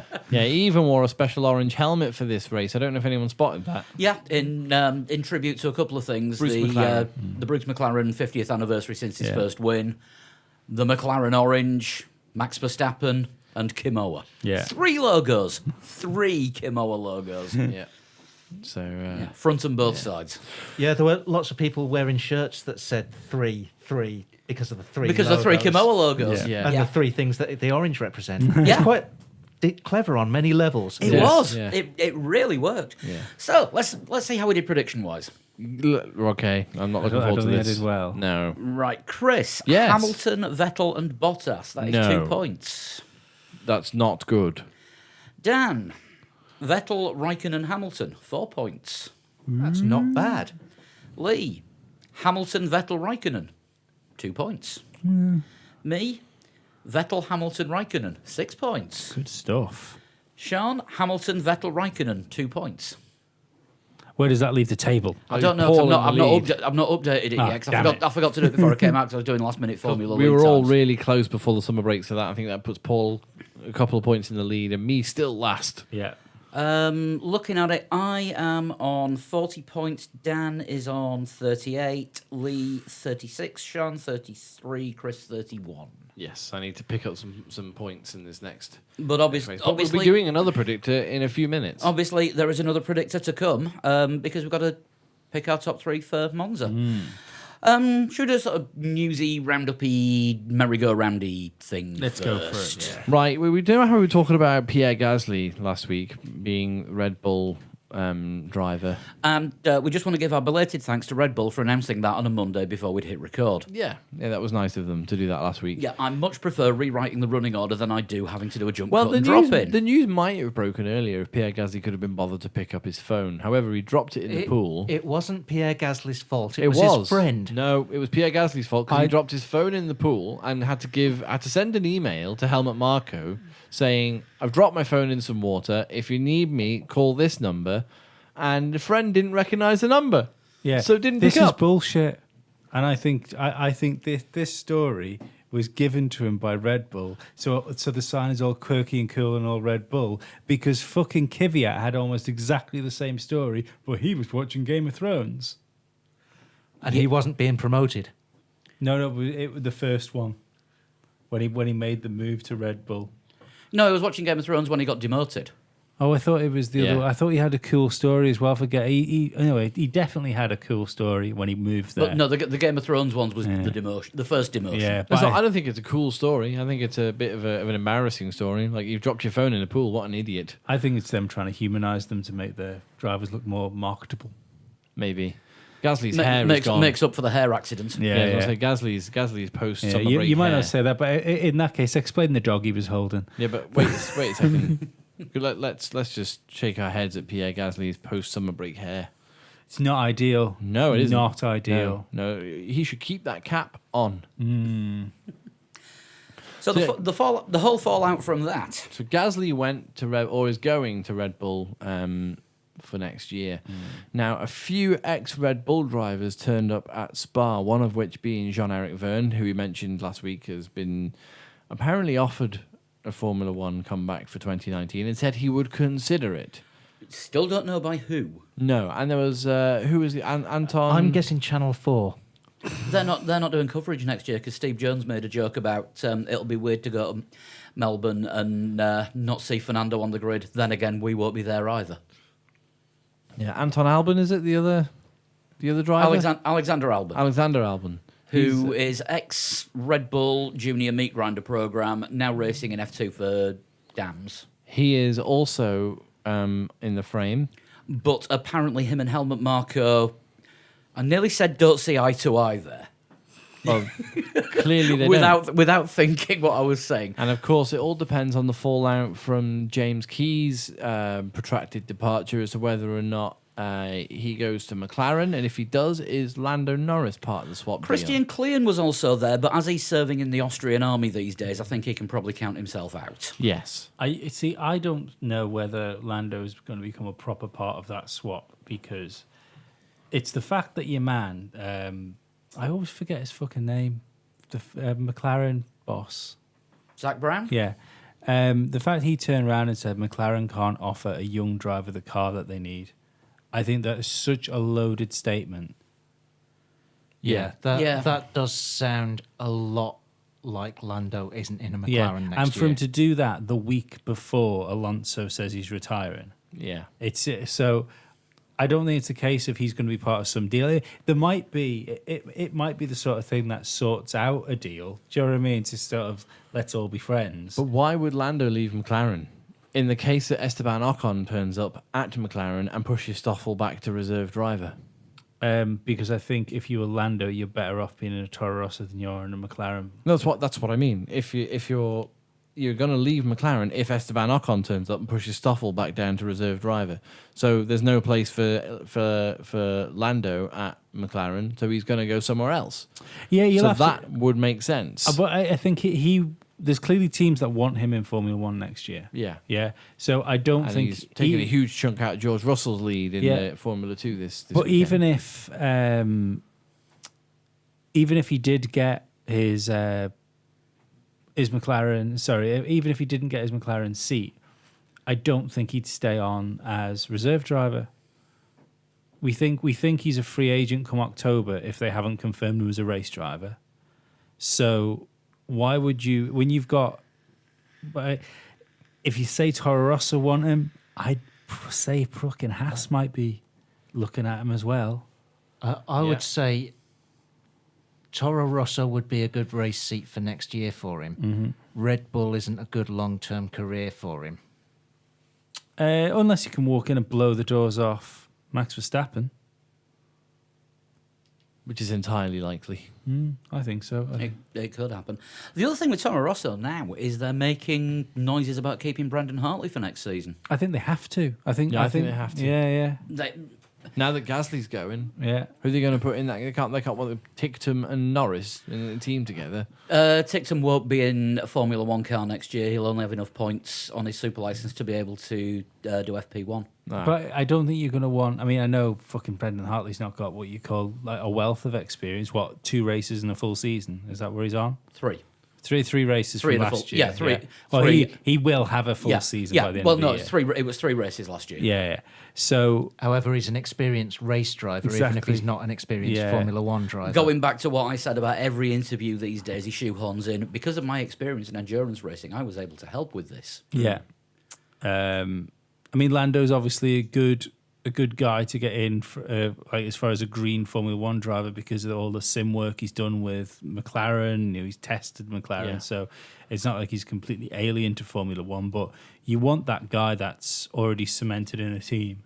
Yeah, so there's a space at Toro Rosso, and it looks like somebody's going to fill that space. I But think it it'll be looks- Lando because he suits that Red Bull brand so much. And Lando's probably going to move to an other team, unless McLaren surprise us all by announcing him as their second driver, which would be weird. Which I don't think they're going to do. But I mean, there's going to be changes before that. Yeah, but being the main issue. Esteban Ocon is likely to turn up at McLaren either before Italy this coming weekend or before Singapore, before they go for the flyaway races. They're going to fly away with everything apart from Stoffel. Yeah. But Lando- no, he Lando might is- go with them as Lando a is reserve. testing them. Is doing FP1 for McLaren this week, and it's in Stoffel's car. Right, okay. So So I that's really telling as well. I wonder if we're going to see him in FP1 then for the rest of the year. Maybe only at the races where Formula 2 is going to be, which is Monza, Russia, and Abu Dhabi. Yeah, isn't it, I but think? you've got to think if they're thinking about sticking him in the car next year, even the races that aren't Formula 2 races, he's probably going to be there. Well, yeah, I mean, he is the reserve driver, Yeah. so Yeah, maybe. So he It's- has to be, doesn't so he? yeah. What if I don't know? What if Fernando pokes himself in the eye with a pair of Kimoa sunglasses? Well, and no, can't all right. drive? Well, what if Fernando is sat down at home tonight and he thinks, you know what, my back's a bit sore after yesterday. Yeah. Turns out he's cracked a rib again. You know, That was a big McLaren. impact. Yeah, McLaren need a driver for Saturday, for Friday, Saturday, Sunday. Yeah, It's got to be Lando because he's the reserve driver. You never know. I mean, they're not going to be able to get it's- Pedro de la Rosa at short notice this time. Plus, he's probably busy pulling his pension. We keep saying this as well of the like Stoffel is Stoffel out of the car, is Stoffel this. I'm pretty sure he is. I think that's the way it's going to go. But before Italy or Singapore, Ocon's going to find himself in that McLaren. We're Yeah. pretty sure of that. Yeah. Because Lance Stroll is going to find himself in the Force India. Yeah, Lance Stroll's going to Force India, which leaves a hole at Williams. At the press conference on Thursday, I don't know if any of you guys saw this. It was Keith Collins, Hindsight Race Fans, that reported this. But the cameras picked up a conversation between Vettel and Ocon. Vettel asked Ocon, "Have you got anything for next year?" I said, "No, it's definitely going to be Stroll in my seat. I've got nothing at the moment." So Ocon has probably pissed off the team even more by announcing in front of the world's cameras that Stroll is going to be driving a Force India next year, which we all knew To anyway. the surprise of no one. Yeah. It could look bad on it to other teams, though. Other teams don't like that sort of stuff, do they? No. See, it would make more sense, especially when you look at where McLaren are this weekend. Is it beyond the realm of possibility that after qualifying fucking second to last, or whatever Fernando was in? Well, it was 16th and 20th. Yeah. Is it beyond the realms of possibility that 17th? McLaren could turn around, that Alonso could turn around and say, like, I don't want to do this? He's already checked out. He's already said he's leaving Formula One. Does he want to do another fucking 5 or 6, whatever races it is? 8 races, sorry? 8. Yeah. Yeah. Another 8 races battling the Williams. So by Singapore, we could actually see Ocon and Lando in the McLaren. I don't know if it'd be a full change, but it would. I don't think Alonso is going to rage quit. Yeah, I don't It- think it's going to happen, but it if would he make does more leave, sense, it wouldn't will it? be it will be with Zach Brown's blessing.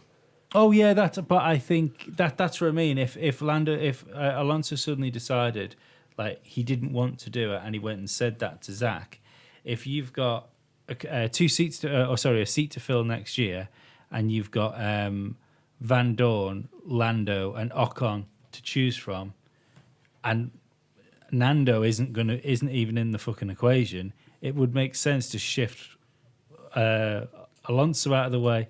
Why 'Cause- not have a word on Renault? See if you can get Carlos Sainz in early, and then stick Ocon in the in Sainz's seat in the Renault. Then they get their French driver in, albeit for only just under half of a season. That's too complicated. Yeah, that's too convoluted, and it's Ocon. I don't think Ocon would do that anyway, because if he knows that seat is taken for next year, then he's leading himself down a hiding for nothing, isn't he?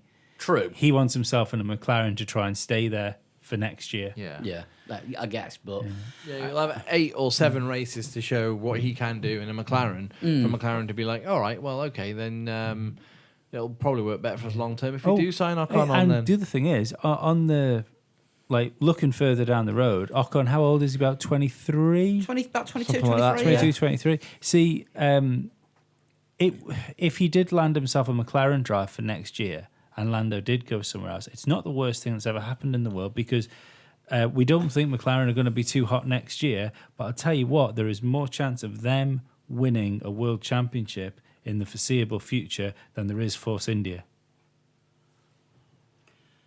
Depends how much money the Strolls want to throw in at it. Well, Stroll and friends. Didn't Bob Fernley say that to move when they were fourth, and when they finished fourth, they said to move one up and start going for third, and to try and take Mercedes and Ferrari on, they'd need an extra 500 million a year. I doubt Lawrence Stroll is going to pump an extra 500 million a year into the team. plus we're looking at soft budget caps coming in Yeah. from next year, so Yeah, which could bring close the that top could guys actually down drag a the bit. top teams back. Could do. Which is why Renault are being so coy on their development, because they don't want to pump Hey, 200 million in to then be told can't spend that much. That soft cap means nothing because all that means is they're going to give the teams a guideline of which what they want them to operate it to.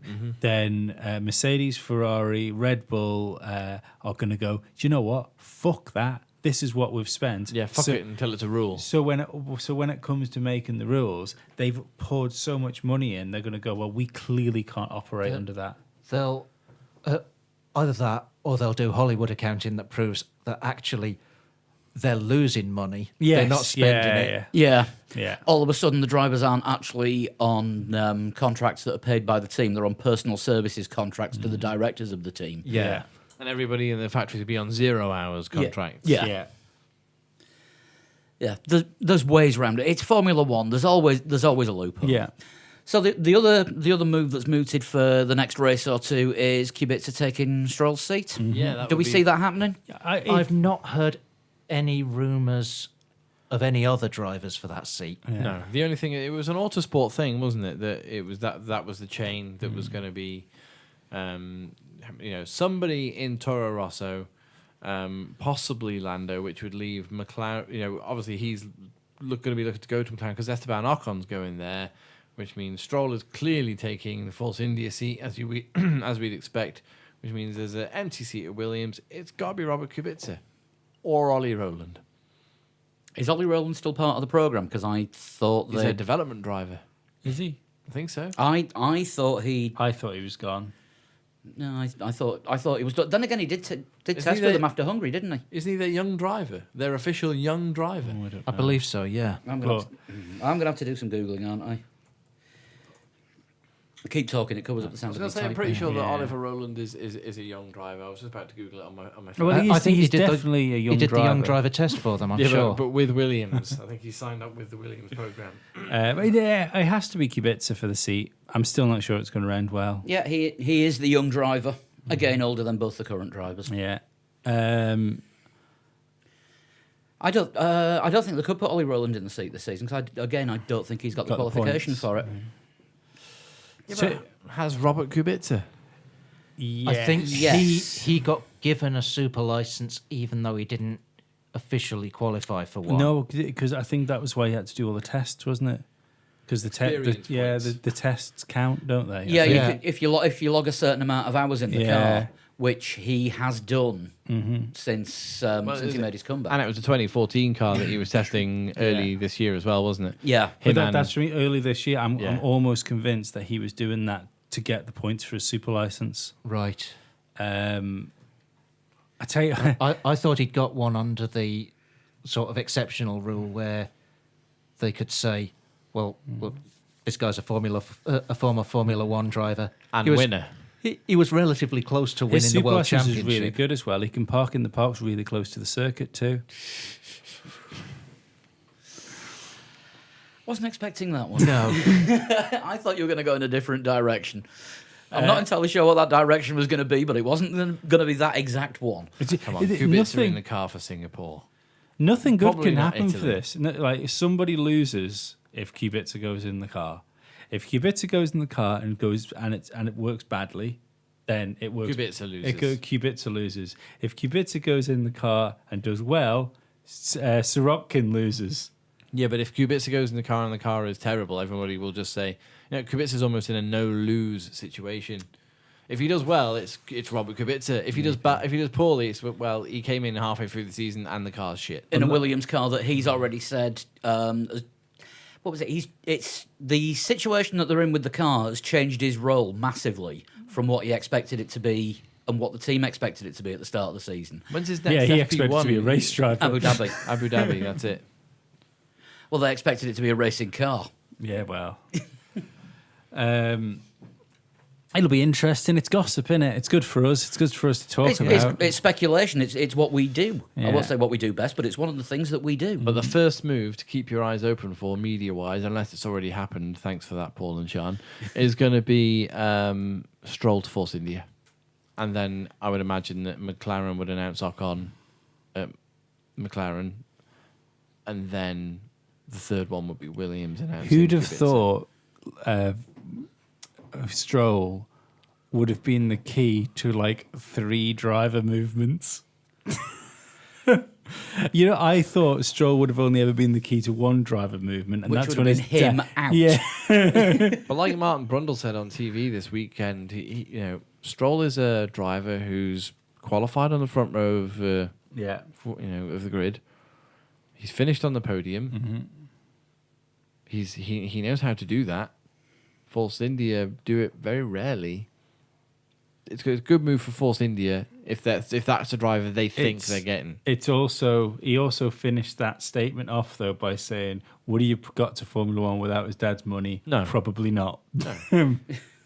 Neither would Pedro Diniz. Pedro Diniz wouldn't have got to Formula One without his family's money. Yeah, well, that was it. He bankrolled himself, didn't he? He Yeah. paid Damon Hill's wages for a year. Yeah, for arrows, yeah. Then again, without Pedro Diniz's money, would we have seen Damon Hill retire after he became world champion because he didn't have a team to go to? Yes, well, that we can thank fucking Ron Dennis for that shit. Supposed to go to McLaren, wasn't he? Yeah, he had a handshake deal with Ron Dennis to take Coulthard's seat, I think it was. So it would have been him, and he only found out he wasn't driving a McLaren when it was announced, when the team was announced. But remember, after you shake hands with Ron Dennis, count your fingers. Yeah.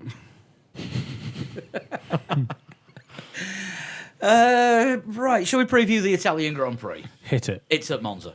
Right, Yeah, good. it's a long traditional circuit, more power hungry than Belgium. It's a fast circuit. Yeah, there's like 1, 2, 3 chicanes and like 2 really fast corners. Yeah. That's pretty much it. If you fall over there, the gravel hurts. Which you've definitely experienced. I was reminded today about your trip to Belgium where you spent thousands of pounds on your data bill. £1,500, actually. Yeah. Ouch. Yes. Yeah. And also, you were on your way to the podium at Italy where you fell over and grazed your arm badly. No, we were leaving, but yeah, I had a minor crash. And then In the gravel trap. Yeah, then luckily enough, it was only just before, because I remember getting up thinking, yeah, that's fine, everything's grand, and then I felt stuff dripping off my hand. And I looked down, it looked like I'd been in some sort of slasher film, and then I saw the little medical tents that they had set up, and the man was just packing everything away. He was all happy, his day's work was done. He clearly hadn't had to treat anybody. And I rock up, he's like, looked at me as if I just fucking pissed on his children. And he then proceeded to sit there and rip bits of gravel out of my arm. And I've never seen somebody take so much pleasure in putting iodine on somebody's. Did you scream? I didn't scream. No, It was when he started filling the super soaker with iodine that you really knew you were in trouble. Yeah, no, I sat there and took it like a man and then wept when I left. This one is. We've said this already. It's going to suit Ferrari the way that they are at the moment. We'll see. It's a fool's errand, even like after the summer break, to see a result and go, this is how the rest of the championship could go. Oh yeah, but I'm not saying it's going to be Ferrari all the way. But I think based on Power circuit. Based on performance this weekend, also on another power circuit. It's their home circuit, so they might just turn the engines up a little more and risk exploding somewhere else. Yeah. But hopefully not at Monza, because that would be disastrous. Yes. But so very Ferrari.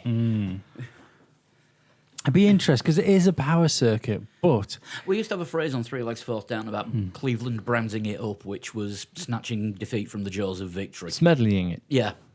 It is a power circuit. It is. But it's also a completely different circuit to Spa. You know, It's more Spa, and Spa It's in a is different more, country. It's in a different country. There's considerably less corners. Less corner. It's flat as well. There's no real undulation.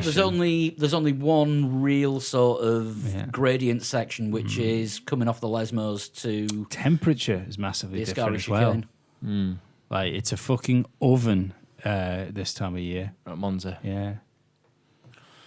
Yeah, there's plenty of factors. Rather than a sort of steamer or hydrator. And, well, let's not forget as well, what tyres are going there? I wish you wouldn't do this. Softs, medium, and super softs? I would say probably the ultras. Ultras, you think? Ultras, Possibly even supers, and hikers. softs. Yeah, ultras, supers, and softs, I would say, at Monza. I would guess. I am 'Cause I am looking this up. The Mercedes has handled its tyres better, hasn't it, this year? It has handled its tyres better.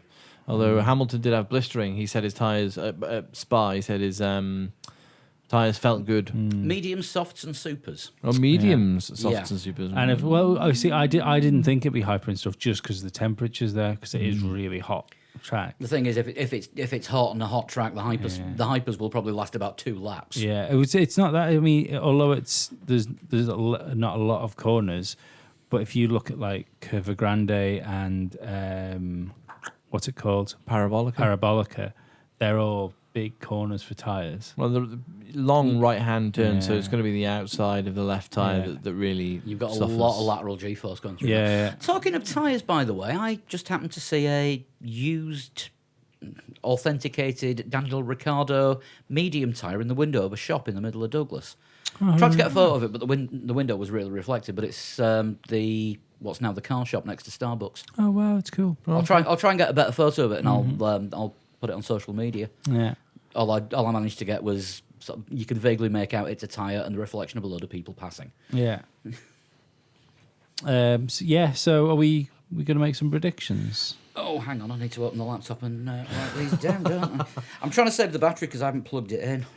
Yeah, it's for me looking at what happened at Spa. They are different circuits completely, but the parallel that you can draw is the straight line speed of the Ferrari, and just how much quicker they were in normal dry conditions than the Mercedes. I'm sure Mercedes are working really hard to try and plug that gap, but it was an awfully big gap to try and plug. So I think we're going to see Ferraris on top in Monza.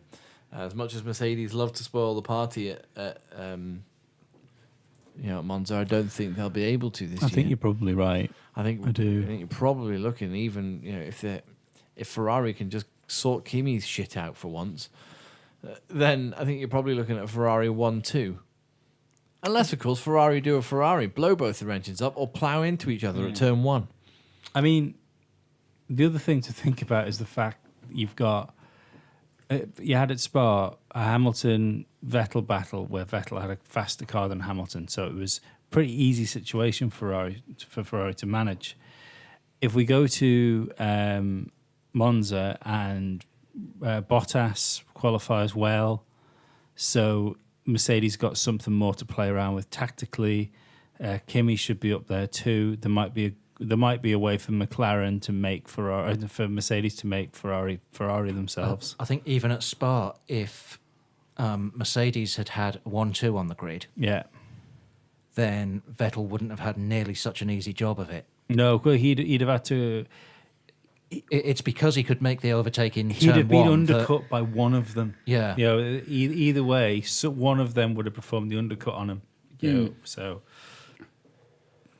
I think that's definitely a thing to think about. I'll go with Sean's first because she gave them to us before I set off tonight, and she is going for a Vettel win, Raikkonen second, Bottas third. Ooh. Yeah. Anybody else going for something? Given a villain or a hero? Or do it after? No, she hasn't. Just Okay. left that for us to talk about. Sorry, Lee. I think you were going with yours then, weren't you? I'm going to go Vettel, Kimi, Hamilton.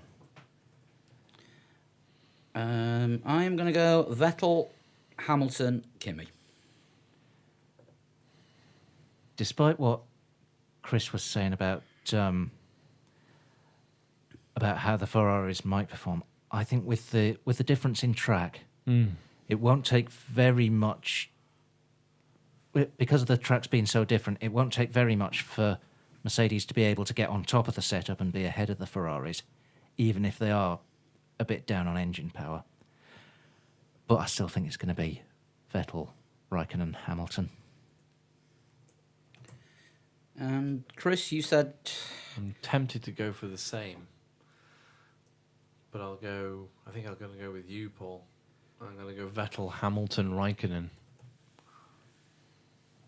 okay. They are locked in. I shall update the website. I'll put last Locked to week's, rock. last week's results on as well. Heroes and villains. Villain, Williams, for not putting Robert Kubica in the car. Oh, Do you think it's all going to happen before Italy on Friday? It might all happen before Italy, and I reckon they'll pick a different driver just to upset the internet. And everyone else who might have a vested interest in Formula One.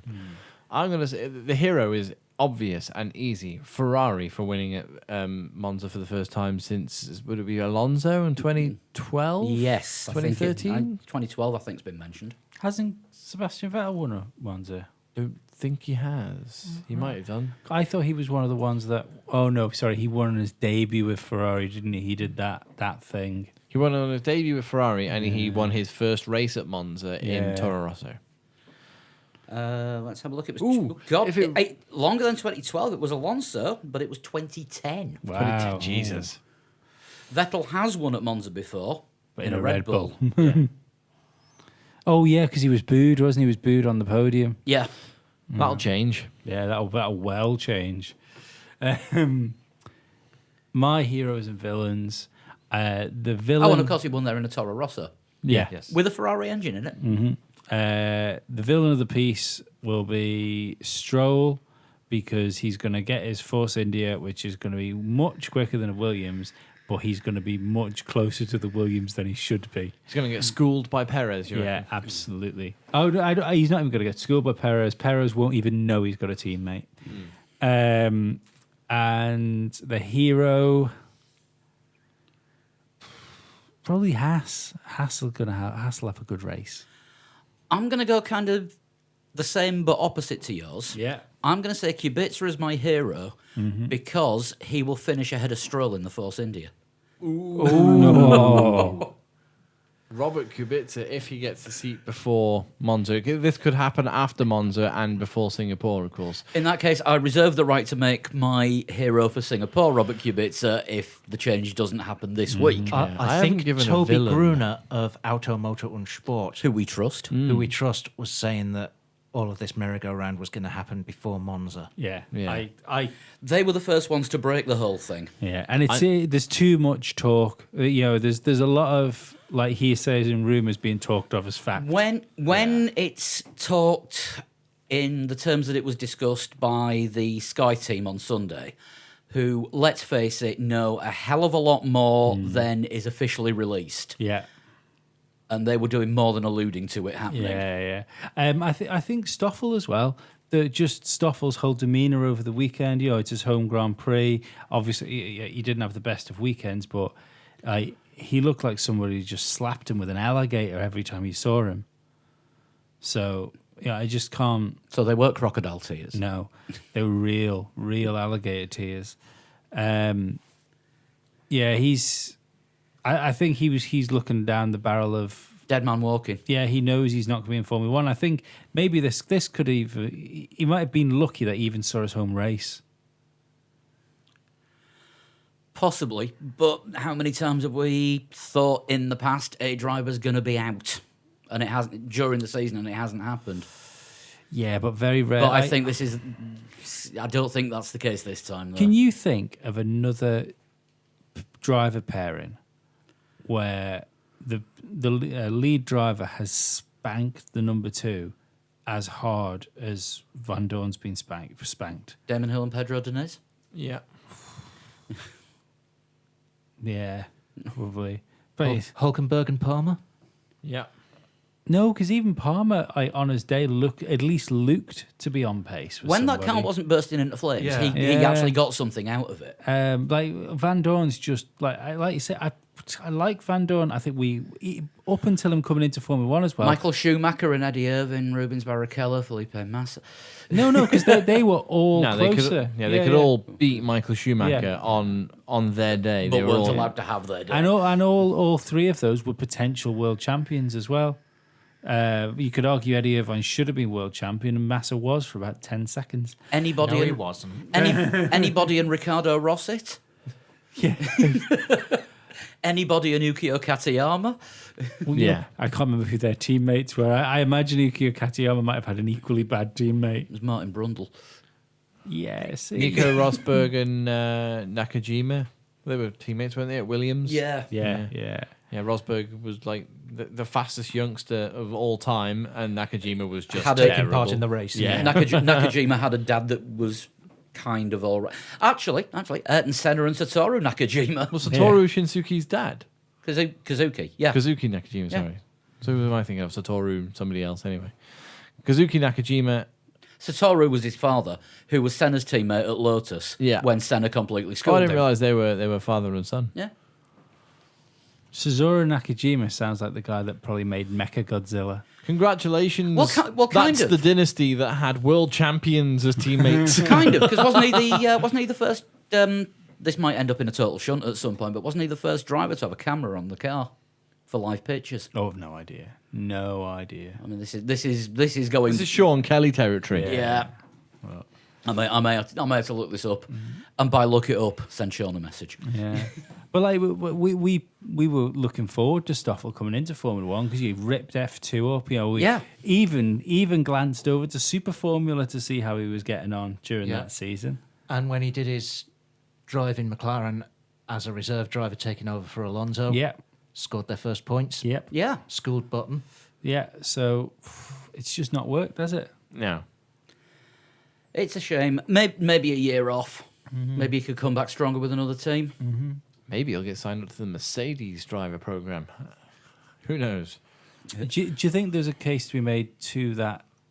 It was unfortunate for him. Like, I could see it being an easier step now from F2 to Formula One, but his step from like F2 and Super Formula to Formula One, it was a bigger gap between the cars. Do you know what I mean? Like the F2 is back to being little Formula One cars again. With the current cars, yes, Yeah. it is. Yeah. And also, well, there's I mean, that argument to be made that Van Dorn came through in a field of drivers that perhaps didn't have as much That's- potential well, as the current thing is, field when does. Stoffel won GP2 as it was, they weren't driving hybrids. Yeah. Now F2 is scaled down Formula One cars with hybrid engines. Yeah, same tires as well, isn't it? Yeah, it's Similar. yeah, similar. Yeah. But yeah, the difference between the two series is it's narrowed a lot. So you could actually F2 is essentially old Formula One, isn't it? Pre-2014 Formula One. no, because they are driving hybrids. Yeah. So there's bits of older Formula One technology. in F2 this year is kind of its own thing, isn't it? Yeah. Yeah. You know, so Which it's good. Yeah. It's a damn good series. And I implore anyone that's listened to this podcast, if you like Formula One enough that you're fucking willing to listen to us talk about it for 2 hours, I'm guessing you're probably going to like watching F2 as well. So you should really, go have a look.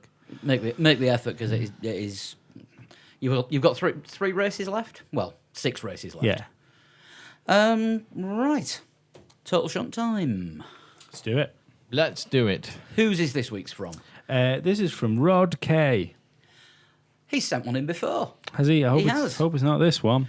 Let's find out.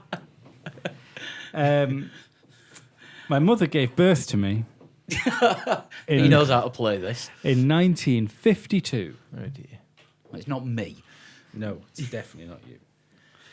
No, it's in 1952. 1952. So you're probably looking at someone that was driving arse end of the 70s, early 80s. Yeah. I had 3 wins and 13 podiums in my career. Okay. My first win was with the Porsche racing team.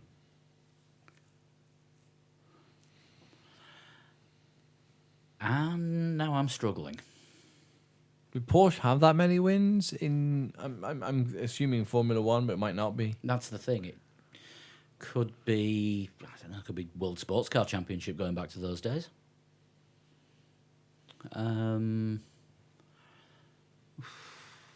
Yeah. Dan doesn't know about the new rule of deferring guesses. I do not know. You can This is- bank a guess. You can bank a guess. This is what got discussed last week when there was Sean, Chris, and I all sat around the table looking at each other, going, Yeah, I made a new rule. What? You can't bank 3, so you have to use one on the second go, but you can keep 2 guesses till the end. Right.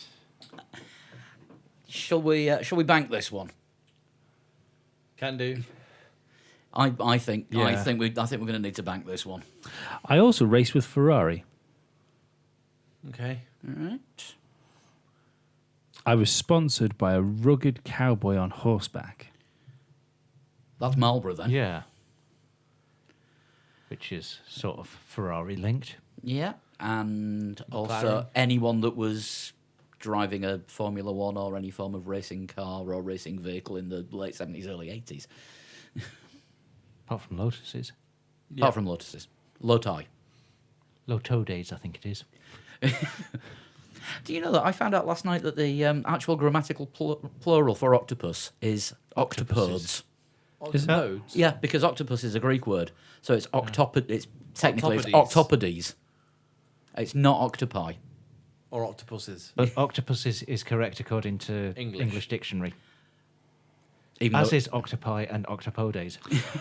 I won the Formula Renault Championship in France in 1974 and the prestigious Monaco Grand Prix Formula 3 support race in 1977. do we need a guess on this one? I was Yes. thinking maybe Clay Regazzoni, but he was already in Formula One by that point. Well, yeah, he was Lauda's teammate at Ferrari. BRM before. But they both went to Ferrari. They both went to Ferrari because Regazzoni. You can tell I watched Rush last night. Yeah. Regazzoni convinced Enzo to give Lauda the job. Yeah. René Arnoux is a possible. He won races. He'd be 66. That's about the right age for him. Did he drive for Ferrari? Don't know. He was Definitely drove. He was mainly with for Ligier and Renault. Ligier, and, there was Gitan. Gitan was a Ligier team, wasn't it? Yeah. And I think he had Gitan or Gaulois sponsorship Was it? all the time. Oh, see, yeah, you're thinking of the cigarette sponsorship. Yeah, yeah. just going on the SIGs, but I can't think of anybody else. I think it's gonna be someone French because the Formula Renault. Wasn't Arnoux also Prost's teammate at Renault when they first I think he was. started? Because I think Formula Renault in the 70s that would have been a French series for French drivers. Let's have that then, but let's bank René Arnoux. Because we have time for a second guess, is it? Or Yeah. René Arnoux and one other. And one other that will hold over. Right. I witnessed firsthand the death of Riccardo Paletti Yep. in the Canadian Grand Prix.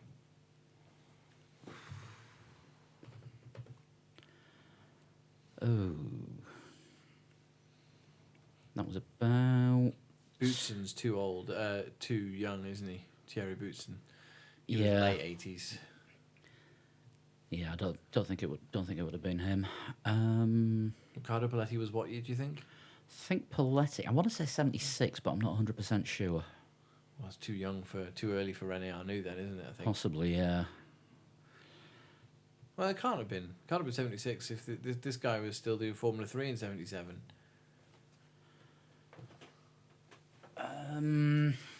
Yeah, they used to float about all over the place between series back then, didn't they? I don't know. Next clue. I was leading the 82 championship by 39 points until my championship run ended. 82 was the year Rosberg won it, but who did he pip to the title? I would say René Arnoux. What year did Gilles Villeneuve die? 79, I Right. think. Interesting thing I saw, but while I was waiting for Formula One to come on this weekend, Sky had the thing about Gilles Villeneuve on Yeah. thing. And I realised it's a fucking miracle that Prost finished his career, but without jacking in well earlier. Because every single that person that died in Formula One, there's a little video of Prost going, I bet I almost gave up racing that day. Every single person, Prost is there saying, yeah, I nearly quit that day. Thinking of French people who nearly won a world championship, Most of them. Patrick. Oh, no. Patrick Tambay? Was he anywhere near? It's a bit early for him, isn't it? Late 70s, really. Tombay was 80s, 90s almost, wasn't he? Didier Pironi? That's a good one, Didier Pironi. In fact, I think Pironi was leading the 82 championship when Rosberg beat him. I think Pironi might be an awesome shout. Do we need a guess for this one? No, not yet. You put. Pironi's a good shout. Villeneuve did have a surprisingly low number of wins, didn't he? But he was dead by 82. I think he was. Pretty sure he died either 79 or 80. I might have that wrong. Tombe. He's also not French. Tombe. Yes, but either he might have raced in sounds- France. He may have done. Tombe either sounds like a action movie producer, Mr. Tombe. Patrick Tombe. Yeah, or no, just Tombe. Oh, Tombe. Yeah, or Tombe. Michael's brother. Yeah, or Tombe could quite easily be one of the bands that you've never heard of that go on Jules Holland doing African world music. They're on the red button at Glastonbury on the Friday afternoon Yeah. every year. And there's 17 of them wearing native African garb. And it's just bongos until the end. No. Bongos and rain sticks. Yeah, when at the end they all go, "Ooh." Yeah. Ladies and gentlemen, Tombe. Should we get the next clue? Yeah. We may get more out of this. My son became an engineer for Mercedes AMG Petronas.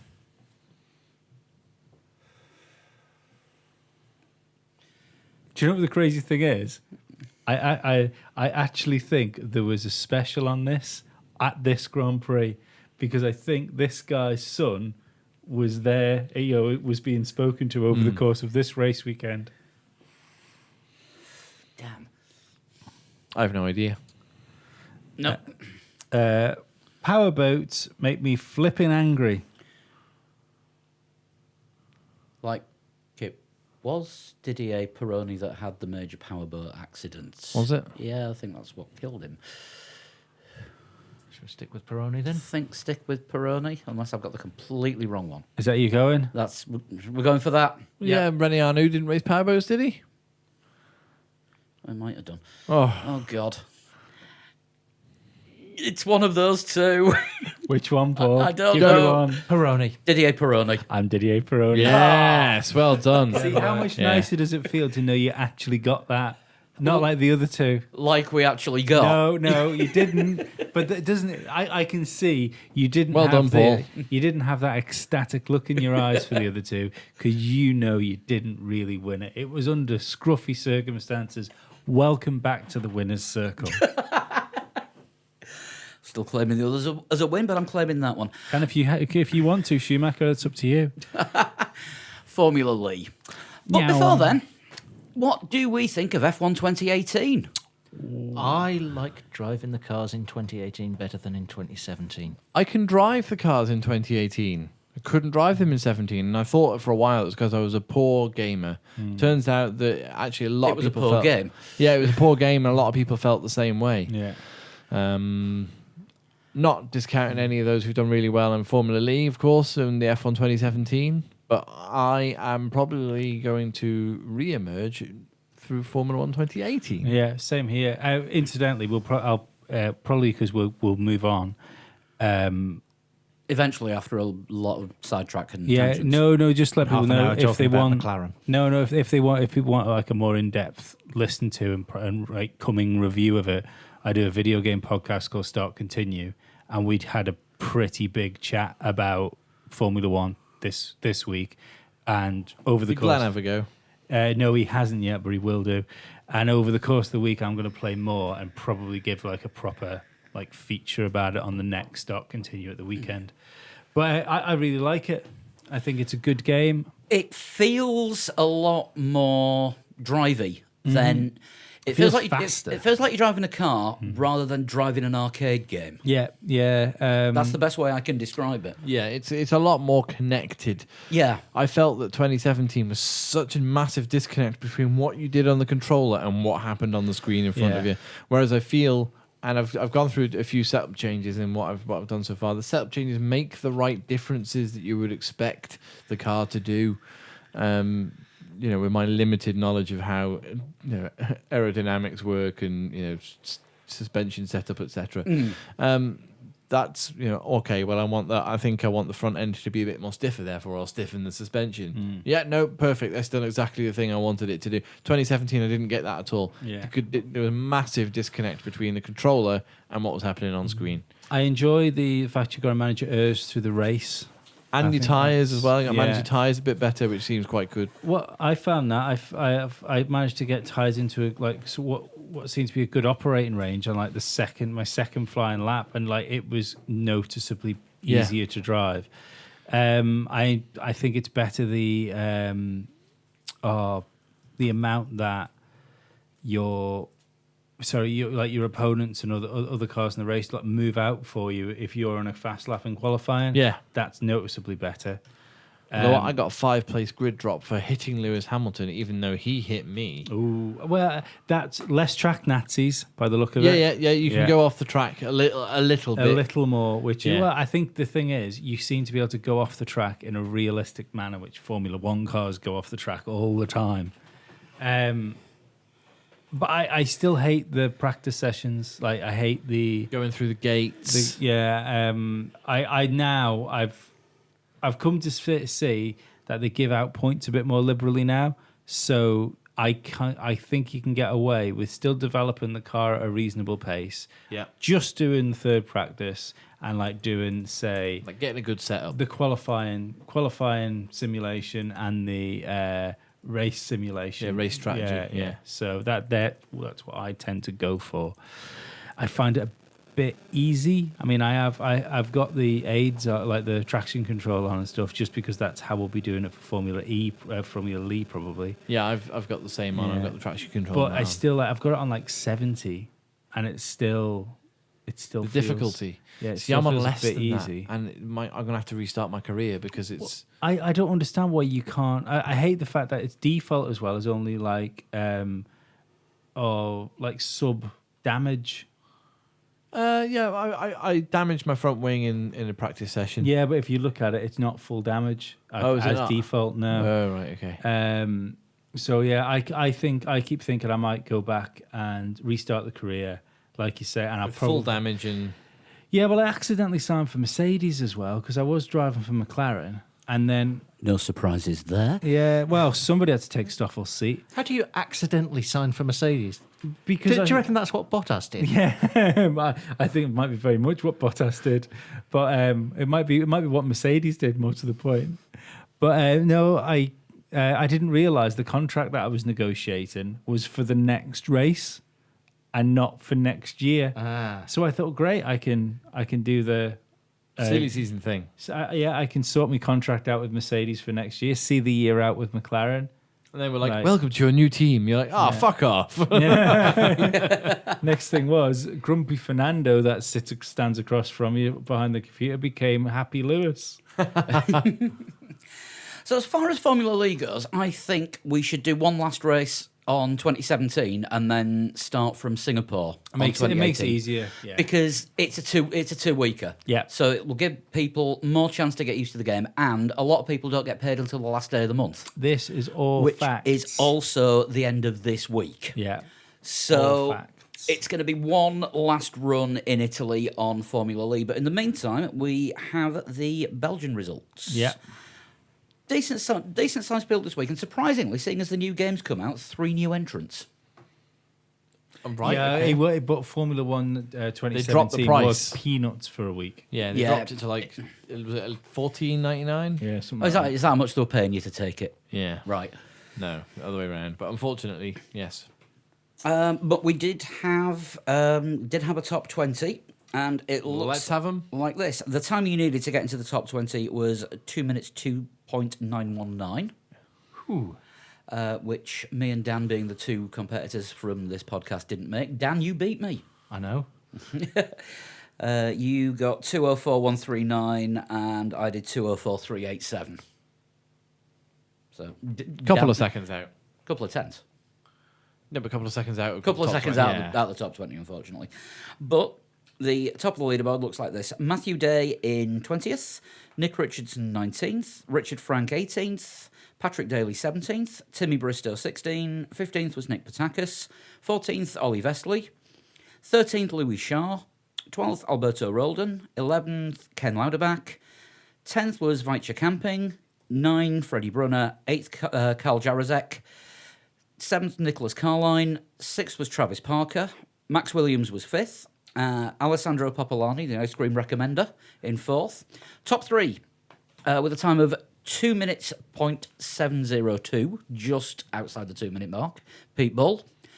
Chris Olby in second, 159.718. And Bradley Chambers wins this week, 159.367. Yeah. Sent me a message done, this Bradley. afternoon saying, I don't think I can actually go any faster than that. You didn't need to. No. Again. But Chris Olby's also been on to us tonight whilst we've been recording, asking when we're going to switch to 2018. which There's your I answer. replied to while we were doing... Yes. While you were talking, because I was plugging my laptop in and noticed the message. Yes, and there's your answer, Chris. So, one last run on F1 2017 for Monza. Which is going to be what, Lee? Can I just point out, in all the times that we've done Monza, we've never done it in the dry to set a fast time. Oh, we can do it In in a the current dry. car. Let's do it in the dry, and we'll do it in a Ferrari. That's fair enough. Makes it safe. Well, once more with Leelings. So it's a 1 week challenge. You have until 7 o'clock UK time, 2 o'clock Eastern on Monday, the 3rd of August. Get your times in. You can email them, 3legs4wheels@gmail.com. Send a direct message on Twitter to @3legs4wheels. Direct message through Facebook. Just go to facebook.com/3legs4wheels. Or send me a friend request on PS Network. If you haven't already, you can find me as Pabstar. Yeah. Or just drop us a tweet and I'll send you that if you didn't get a chance to. If you're doing remember it on Xbox as well, add me as Leadrum100 because we'll probably pull the times off my Xbox, won't we? So that'll be easier for people. That'll be easier. Then you can just send them through to me, and I'll compile the spreadsheet. And real name requests, please. Which is why this week, where did he finish in 32nd place? Charlesy79. Go on, give us a clue, mate. Who are you? Yeah, I don't know who that is. Sorry. Maybe he's sick of people taking this out of his name. You ever thought that? It's not his fault. Mr. and Mrs. 79 had to call their son something. So they called him Chelsea.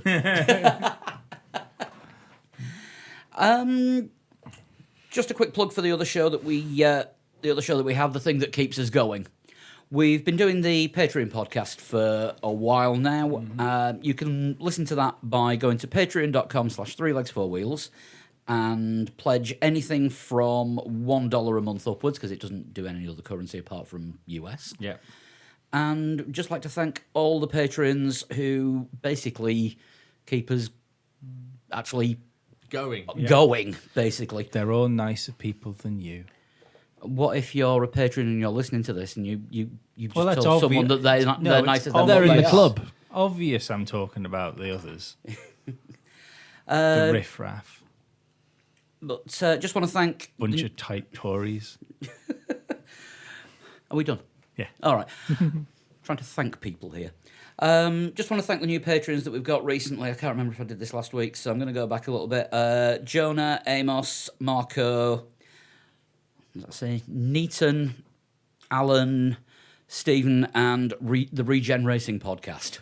Oh, amazing. Thanks very much, guys. So Thanks, everyone. Thanks to all of you for donating. It really does keep us going, because this is actually more expensive than you'd think. Tony Amos also debuted as vocalist on Tib Bay's first record.